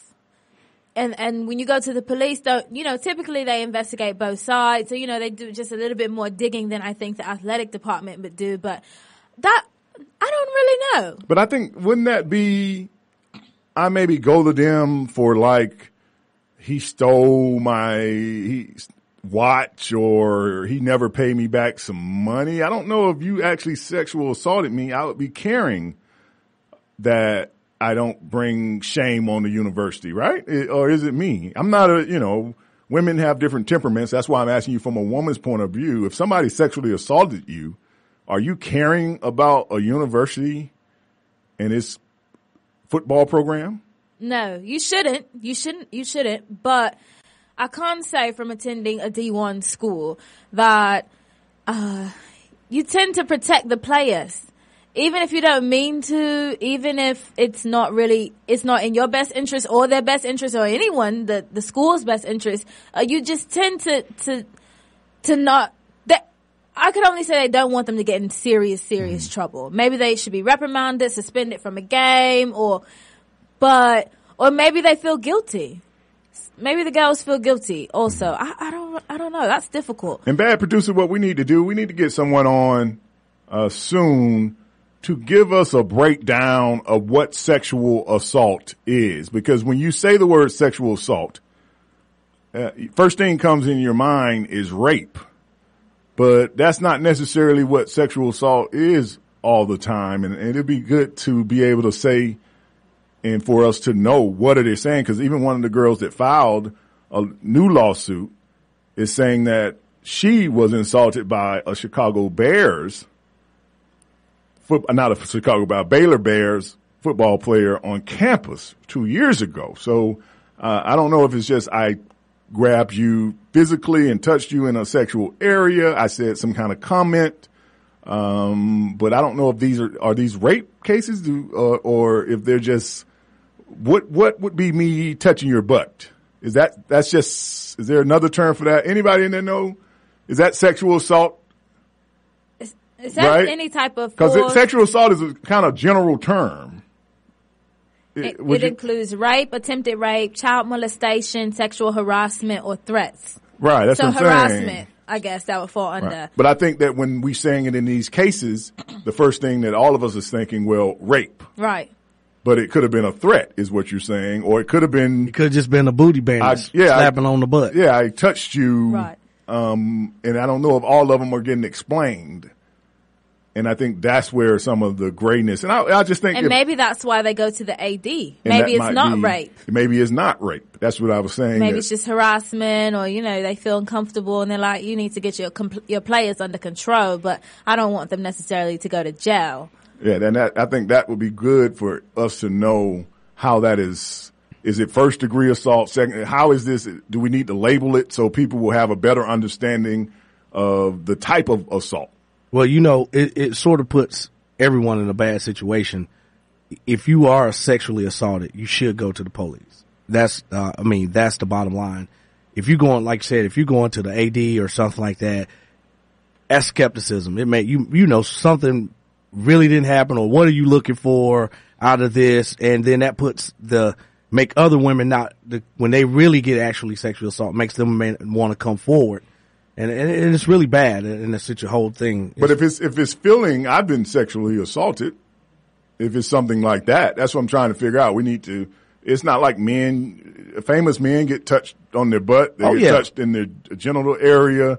A lot of times when you're walking through clubs or aggressive women I've go a lot of places and be at the cash register. Oh, you're a tall, dark piece of chocolate, ain't you?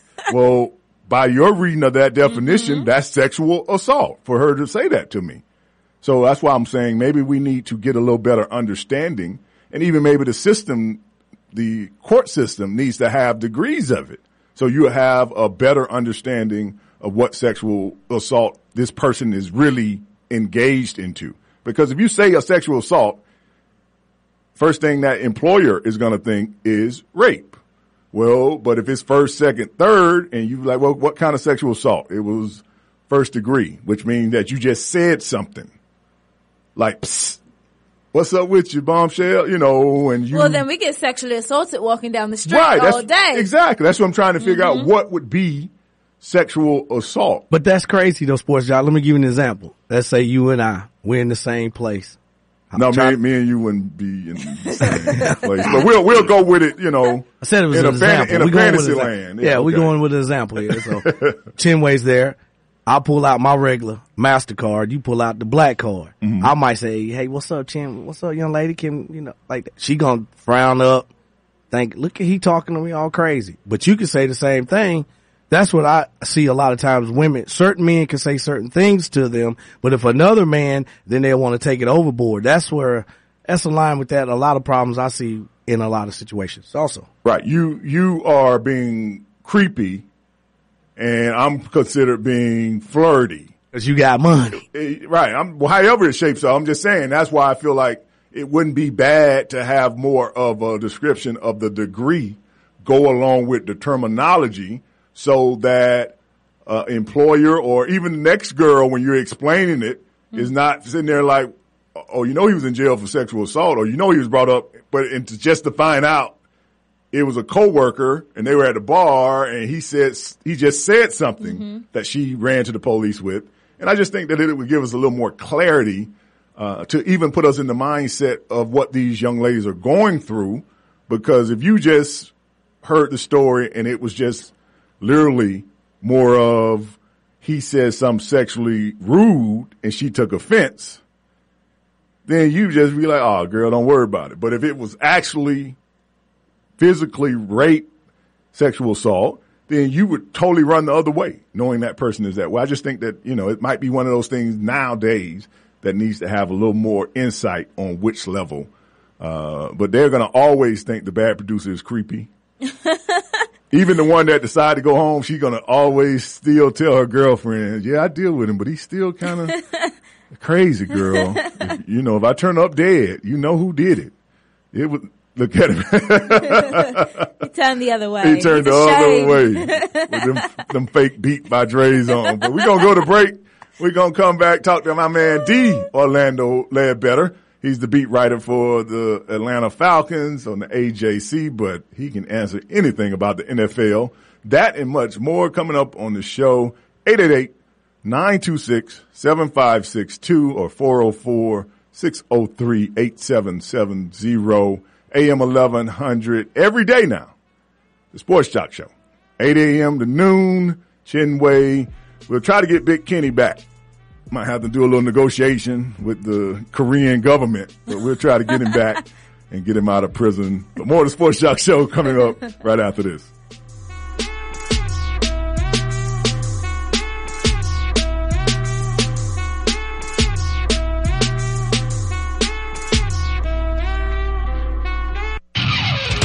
Don't go away. More of the Sports Jock Show with Wayne Gandy is coming up next. In the red zone.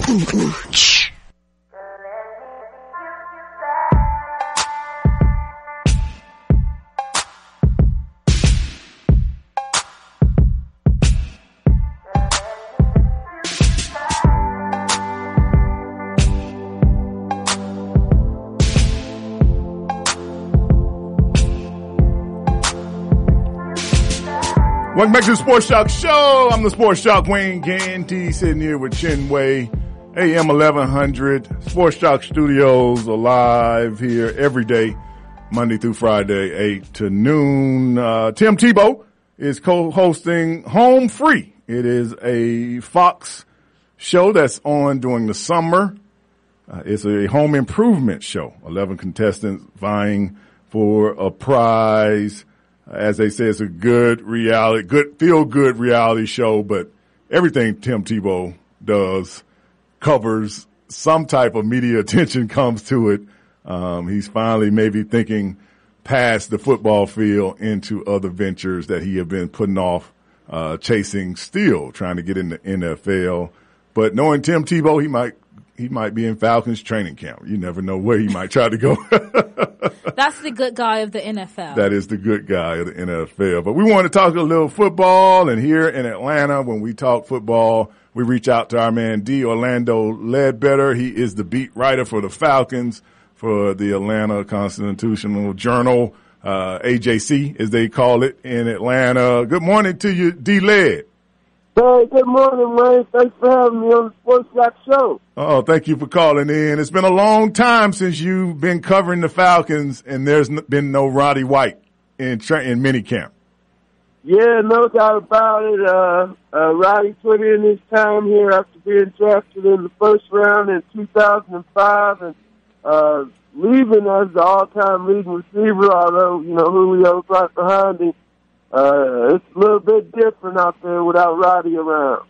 Anyway, because someone asked me, and I said, well, it probably would take some kind of training camp injury. Anyway, you see Roddy White ever walking back through that locker room? No, I think that ship has sailed. He still can play, and some other teams have certainly checked in on him, and he probably will, be able to sign right before training camp with somebody. Or he said, hey, if he can't go to a contender, he's going to retire. Yeah, I think he's getting, old in the tooth, and some players just don't want to be running around if there's nothing on the line, so I can definitely applaud him on that. First round, Canu Neal, out on the field for the first time. How has he looked? He looks pretty good, Wayne. He's clearly a student of the game. He's not looking out of place.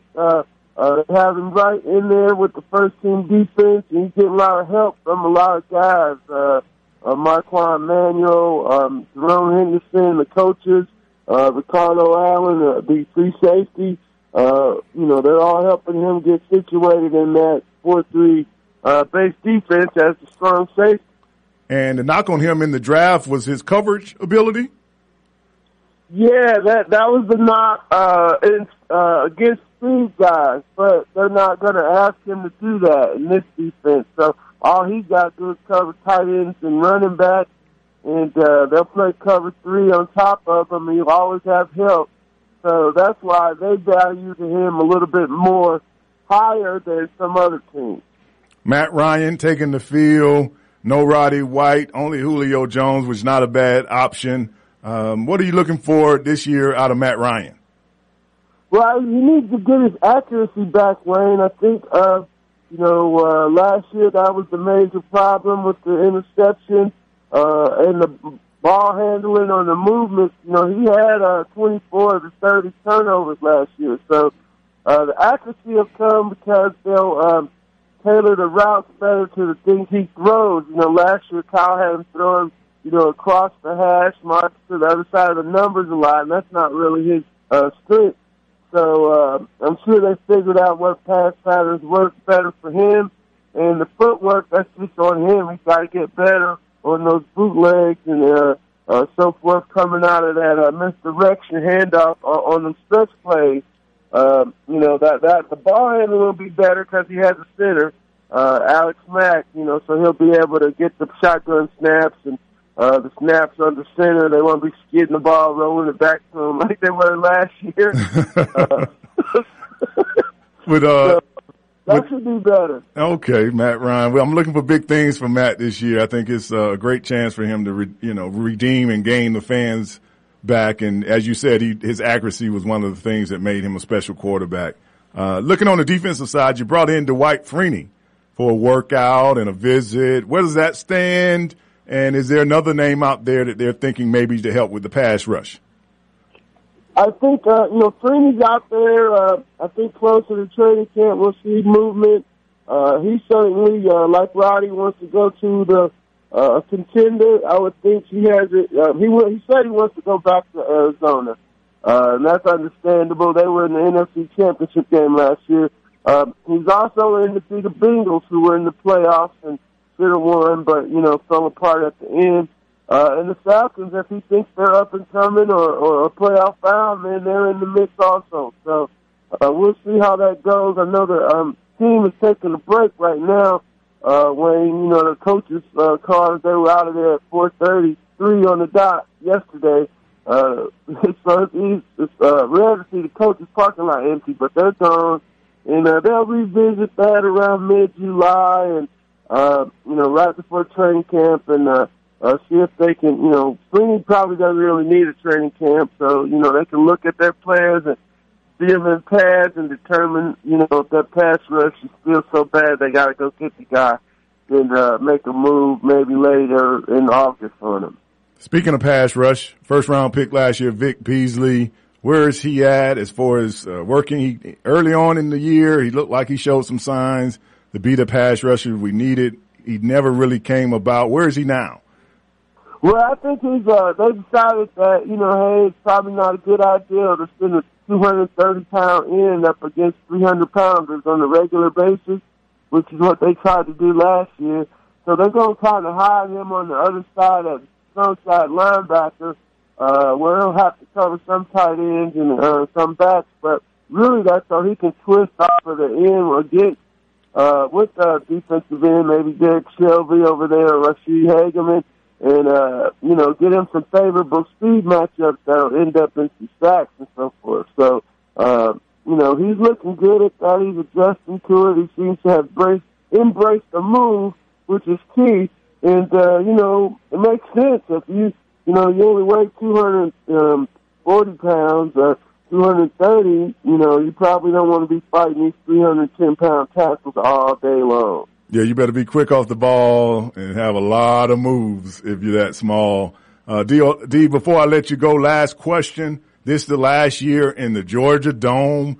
Two questions. Do you know when they're going to blow it up? And is there a special ceremony during the year they're going to have for the Georgia Dome? Yeah, I think I don't know when they're gonna blow it up. We're getting a tour of the new stadium on Thursday, so I'll try to find that out when I'm down there this coming Thursday. I don't know of any ceremonies that are planned at this time, but I know they're gonna have to do something. I know the Georgia Dome has hosted a couple Super Bowls, and folks kind of wondering why it's going down, but I'm sure they'll have some commemorative programs to go along with this final season at the Georgia Dome. And the Georgia Dome will become a parking deck. Is that correct? Yeah, if I remember the plans correctly, or kind of like a common area where they'll be tailgating and kind of like the goats, or the other area they call up in the upper deck that where the Falcons Landing is, more expanded Falcons Landing type of deal over there where the fans can gather and, have the pregame festivities and so forth. All right, D. Thank you for calling in and helping us. And we're almost to training camp, so we'll be reaching out to you. Okay, Wayne. Thanks for having me. Take care. D. Orlando Ledbetter, beat writer for the Falcons, AJC reporter, Chinway. We got to get down and make sure we see when they implode the Georgia Dome. It's going to be a lot of dust. I saw them do it to Three Rivers Stadium when I played for the Steelers before we moved into I played 2 years in Three Rivers and 2 years in Heinz Field. So I was there to witness them imploding. But Three Rivers had no dome. So it'd be interesting to see how they are going to do this. I know the Houston team, they still haven't torn down their dome. The Astrodome is still sitting next to the new stadium in Houston.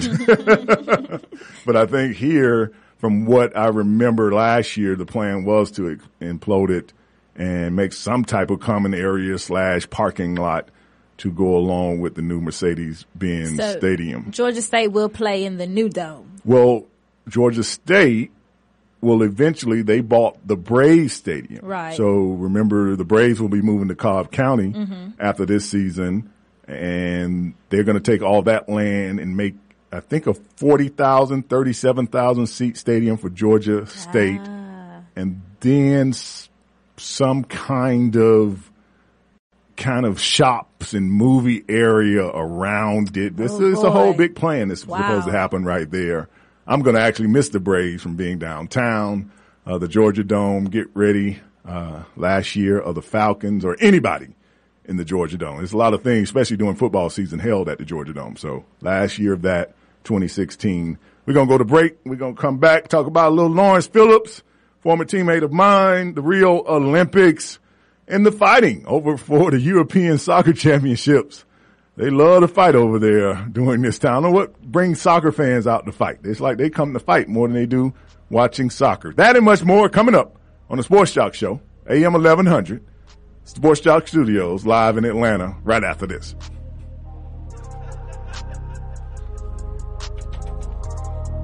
The Sports Jock Morning Show is now Atlanta's AM 1100 weekdays, 8 a.m. to 12 p.m. Also, watch us live on YouTube on thesportsjock.com.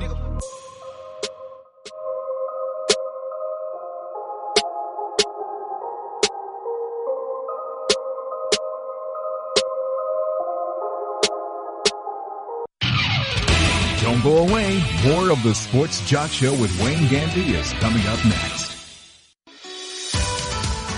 Hi, my name is Renee Jemison. I'm an associate broker with Keller Williams Realty here in Atlanta, Georgia. After 15 years in the business, what I realized is that who you're in business with matters. The team at Movement Mortgage is here to support you, help you to understand the buying and selling process. And if you're a homeowner, they'll help you understand what a refinance opportunity could do for you. Give me a call, 678-758-1069, and put our team to work for you. As an agent who's an expert in the Atlanta area, Renee Jemison's wealth of knowledge and expertise in buying, selling, investing, and leasing real estate makes her someone you can trust for up-to-date information. Visit LuxurySalesAtlanta.com today or give her a call. 678-758-1069. LuxurySalesAtlanta.com, a proud sponsor of the Sports Jock Show.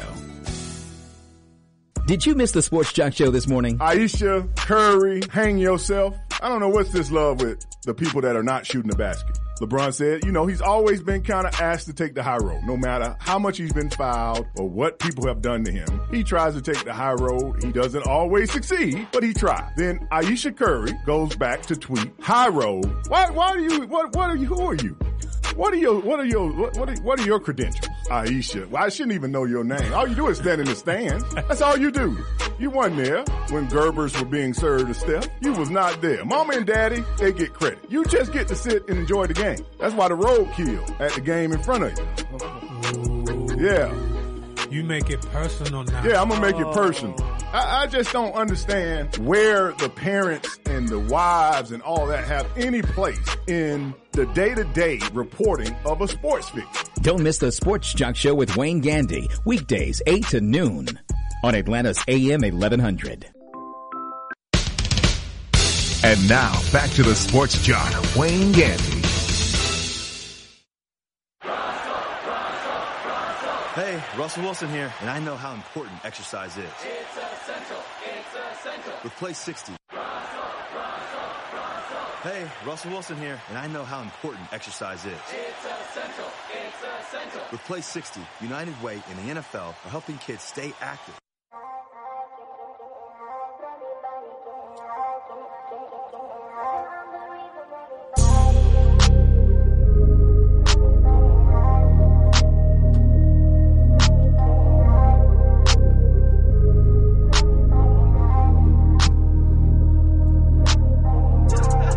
Welcome back to the Sports Jock Show. I'm the Sports Jock Wayne Gandy, AM 1100 Sports Jock Studios live here, Atlanta, Georgia. Me and Chin Wei. We finally found Big Kenny. We're going to get him in here a little later. He said his bus pass, it ran out, so he had lost points on it. But knowing Big Kenny, that's all a lie. He probably was laid up somewhere, sleeping off alcohol last night or whatever it is that he mixed with that alcohol. But no, Big Kenny will be here in just a second. Lawrence Phillips, running back out of Nebraska, played shortly in the NFL, the Rams, the 49ers, and the Dolphins. Hung himself back in January. LP was a friend of mine, a teammate of mine. He had been incarcerated for the last 7-8 years for a variety of things, mainly attempted murder, of trying to hit somebody in a parking lot with his car. He, back in November, late November, I want to say, was accused, well, not actually accused, allegedly, but we'll never find out now because he never faced the charges, strangled his cellmate. And so if two people in the cell, one comes up strangled to death, I think it's a kind of open and closed case. But he went on after a couple of visits to the court about that and hung himself in his cell. Autopsy came back finally and said that that's what caused his death. And it said the only thing that Kitchenway that made me raise an eyebrow was that they're saying that he had a do not resuscitate sign on his chest. Mm-hmm. Now, LP was a lot of things, but I don't know if he could have spelled resuscitate.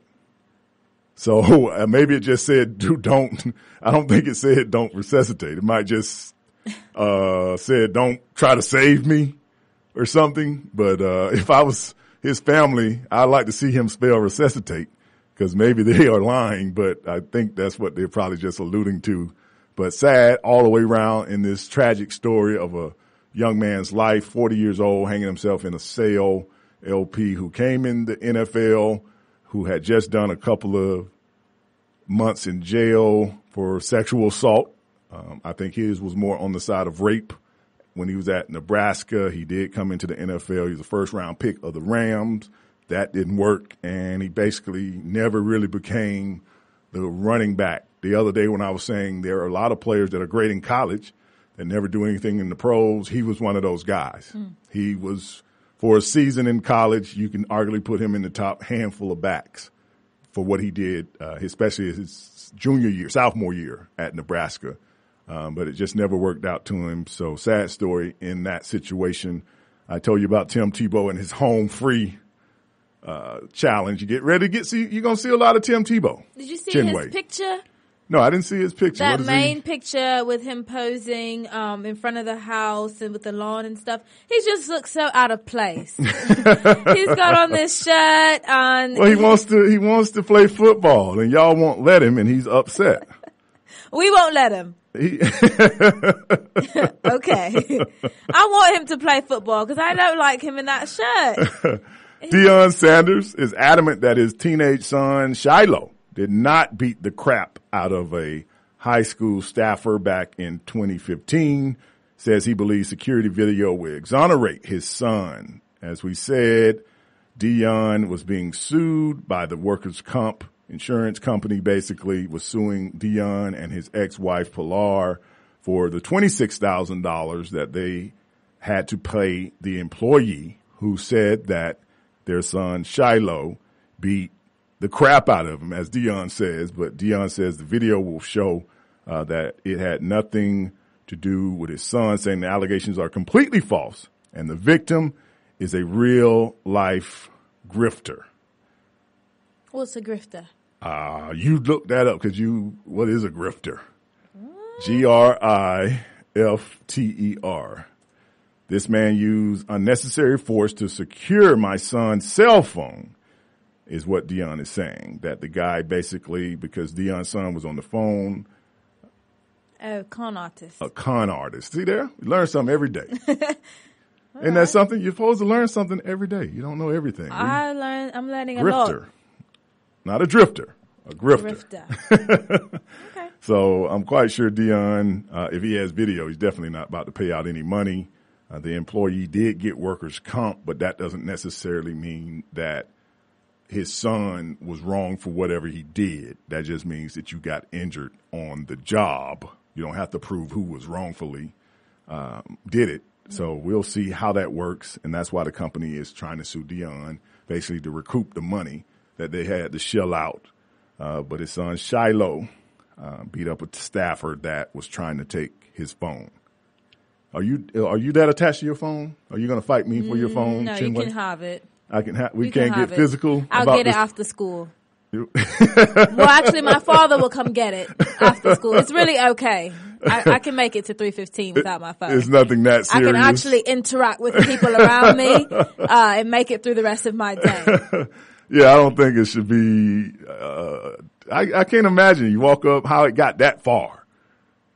You know, once you snatch it, I mean, unless you had really, you must have grabbed him to take it, not just snatched it out of his hand. I would imagine you must have actually really, like, the employee, they haven't said his name, must have really grabbed him to get the phone, and it wasn't just one of those things. Because when you first hear it, you're thinking he just snatched it out of his hand. But it must have been something a little more than that, and Deion's son protected himself.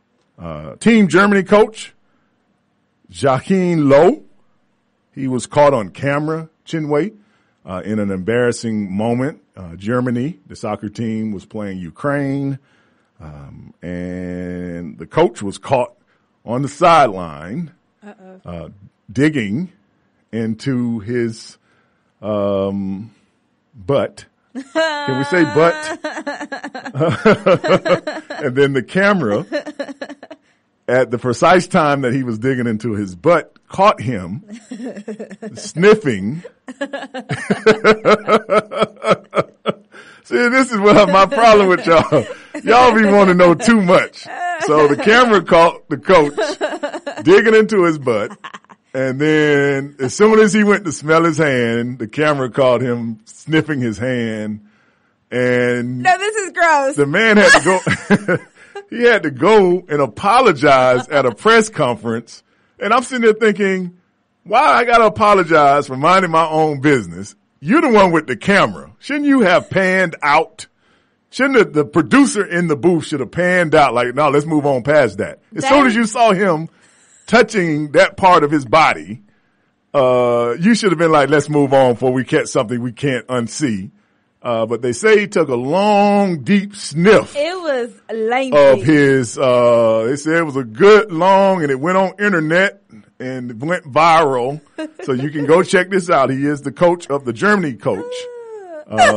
And he got him a good old dig and a sniff. I mean, it's long and deep sniff. I mean, he had it all up in there. It wasn't a quick He went to the front check. and then he went to the back. He went to the front and back, which means he probably doesn't have any underwear. And, I've seen men with the itchy booty. Cause I've had coaches that stand up at the blackboard and just go to work like you're not even sitting in the room with them. But I blame this on the producer, and then he's digging stuff out of his fingernails.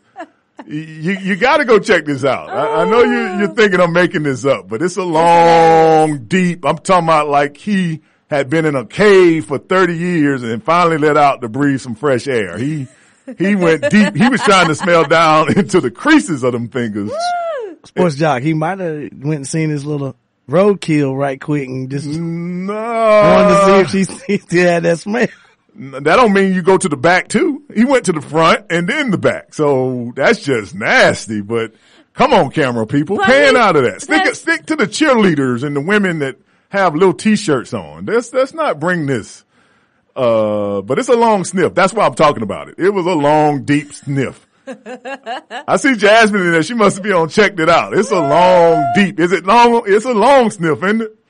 I mean, he got him a good old, to wake him up. Maybe he was trying to wake up. He was trying to get himself going for the rest of the match. It was a long, why are you making that face? Jasmine said he was getting a wake up with his own phone. There was someone sitting right next to him. That is just terrible, cameraman, that you caught that. But the video went viral, so he is a famous man in his country for getting him a long sniff of his berries and his butt. Bush. I mean, that is nasty. But that's how they do it in Germany. That's how they doing it over Oh my goodness. Oh man, I needed that laugh. We're going to go to break and come back. If you get a chance, go and check it out. The Germany team coach for the soccer team, they were playing Ukraine, and Joachim Low is L-O-W. It has one of those O's with two dots over it, so I don't know if that means Lou or low, but get you a look at it because he went low and then he went high. We'll be back with more of the Sports Jock Show right after this. To listen to us on the go, search for AM 1100 on iHeartRadio or download our app at thesportsjock.com.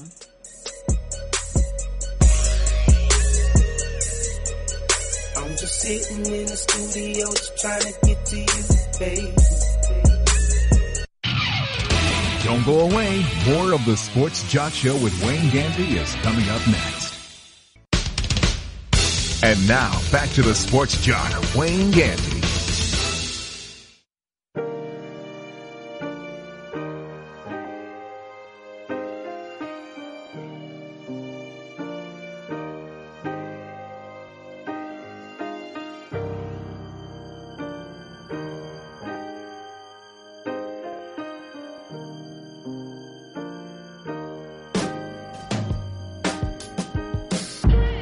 Welcome back to the Sports Jock Show. I'm the Sports Jock Wayne Gandy, sitting here with Chinwei. We have worked our way through the first part of the show. We are turning the curve and heading home. Yes, we are. French police. The European Championships are going over in France. The French police have had to use tear gas on at least 4 occasions to break up soccer fans' fights. The European soccer fans have been warned that they might even get their team from England disqualified if this violence keeps up, Chinwei. You're talking about an international incident. If they get the team thrown out for the fans outside fighting, it's been 4 different occasions that these violent acts have happened. We've seen fans, the soccer world, especially outside our country, is very, very people be shooting and fighting on the field and throwing different objects at people. It sounds, I guess, because here in our country, when you say we see soccer more civilized, whereas over outside of the U.S., it has more of a football, which that's what they call it, football outside the U.S., type mentality of fan. With the violent cases, because our other sports like basketball and baseball have 1 or 2 incidents. But for the most part, football is where we have our fights outside with the tailgating and all that kind of stuff. But over at the European Championships, this continues, and we're talking about 4 incidents in a week of action with threats to England and Russia for their fans that if this keeps up, they will disqualify those teams. You think they would follow through with that, or they're just threatening that? I think it's a threat. Yeah. I think they know that if they think the outcry is bad now, I think if they cancel that game, as much as Europeans love soccer, it'll be the end of the world in Europe. Yeah, I think it's just a threat. It's I think they're hoping it works, but it's not going to work. To hold a team, especially for something that is mostly being done outside the stadium, I think that if this was happening in the stadium during the matches, it would have more weight. But to penalize a team, to penalize Cleveland for what fans are doing outside the arena would be, I wouldn't understand how you would explain that. Hopefully none of this turns to death. I haven't read anything where anybody has died yet with these fights, but if you keep going, eventually the odds, you finally get one, and that would be tragic to lose your life, and you're not even out there playing. You're just a fan of the team. We reported, earlier this week, about the tragedy of the kid. They did find the 2-year-old in Orlando at Disney World, and they said that surprisingly, because I think both me and you was thinking maybe the alligator had done something more horrible to the kid, but they did find the kid. Facts came out about it as well. It was 9:30 p.m., and he was in a body of water that said no swimming. It did not say alligator, but they might not have known that alligators had made it that far. But they did. There's been other videos that have been released of the alligators coming up in that region of Disneyland. I believe it is that region. Okay. I'll double check, but they said they had issues with alligators before, like a few weeks ago, with it coming up just really too close for comfort, honestly. And they caught several alligators before, but then they just weren't able to keep up, honestly.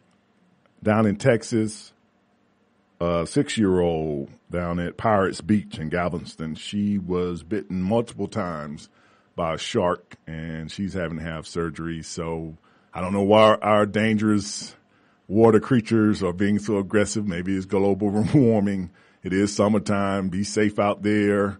You might just want to let the water roll up on your feet, and don't go out there seeking it. If you're seeking water, go to a pool. If you're looking to tan, then go hang out on the beach, but might want to stay out of any body of water that's not enclosed inside a fence for swimming. Dangerous times out there.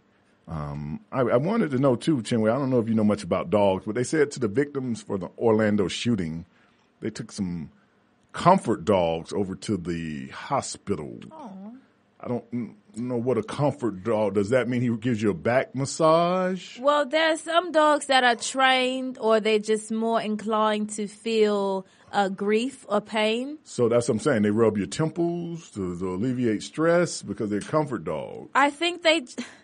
No. No, I'm saying, I mean, all dogs want to sit in your lap and want you to rub on them. I'm saying, what does the comfort dog do? I think they're more inclined to get more attached. The dogs are more lovable than they already are, I guess. Yeah, okay. I'm trying to make it work here. Because they said they was trained comfort dogs, and I kept thinking, what, they give you a foot massage? Like they changed the TV for you? What comfort other than what the other dog does? Sit on the couch next to me and I feed it. I mean, what would that be? They provide a feeling of safety, allow those in distress to relax their guard and express their vulnerability during a difficult time. I don't know. I guess it's just that whole dogs are friends type. Mine's best friend. Sound like a dog on Xanax. He's lethargic, so he doesn't want to move much. So he has no problem just sitting there by you. We got to figure out what's the difference between a regular dog and a comfort dog. That's all. Not today, but we have to figure that out, as we go along. But they did take some comfort dogs over there. Notre Dame wide receiver, Corey Robinson, who going into his senior year, which would be this year, was the number one receiver for Notre Dame. He is the son of Hall of Famer David Robinson. He has decided to walk away from football and not play his senior year at Notre Dame. He says that buildup of concussions have caused him to make this move. He sustained a concussion on the first day of spring practice, which has kept him out of a lot of the practices this year, but he has decided to not pursue football this season. Maybe he'll change his mind because practice for college football is about 2 months away. But right he's now, going to be the student assistant coach. The student assistant coach. Right. I guess, when my daddy, David Robinson, and all I need is a degree to go along with the lifestyle that I'm already living. But he is a good receiver. He's 6'5", he's 220. I've seen him play. I thought he had a lot of pro promise, but he has decided to step away. The Rio Olympics, we keep reporting. We're going to have to keep reporting until they come. We're going to have to report while they're here, and we're going to have to report when they leave. Rio is suffering its worst recession since the 1930s. Yes, it's in a recession over there. Homicides are up compared to the first 5 months in 2015. The first 5 months of 2016, homicides are up down in Rio. Street crimes are up 24% based on this year's statistics of the first 5 months and last year's statistics of the first 5 months. 85,000. That's 85,000 armed police and soldiers will patrol the city during the Olympic Games. So they are trying to put something in place. The only thing about that is, just like Rio is known for their poverty and HIV, now Zika, they also are known for crooked military and police officers. So 85,000 definitely gives you more comfort that you can walk around, but be careful still, because some people just hear that and be like, oh, okay, I don't have to worry about this no more. Mm-hmm. The things I was going to leave, I'll take all that with me. No, still go down there as though you're expecting something to go down, and then just let that be around you to help. Because, that's natural, how people are. It's like, well, so I don't have to worry about it. No, still go, because it's personal responsibility. If you weren't going to take that gold Rolex before, don't take it now. Just let it go by, and it'll be okay. It'll be here when you get back. But an interesting, hopefully. It ain't like we don't have crime in the U.S. But looking at the Rio Olympics, it just should make some good conversation. We might be 3 hours, 4 hours every day talking about just Rio for what might happen. Because so many storylines already going into it, and we haven't even gotten around to the competitors. The competitors not going to go, the competitors that perform. We haven't even gotten to that part. We're just talking about the actual whole city.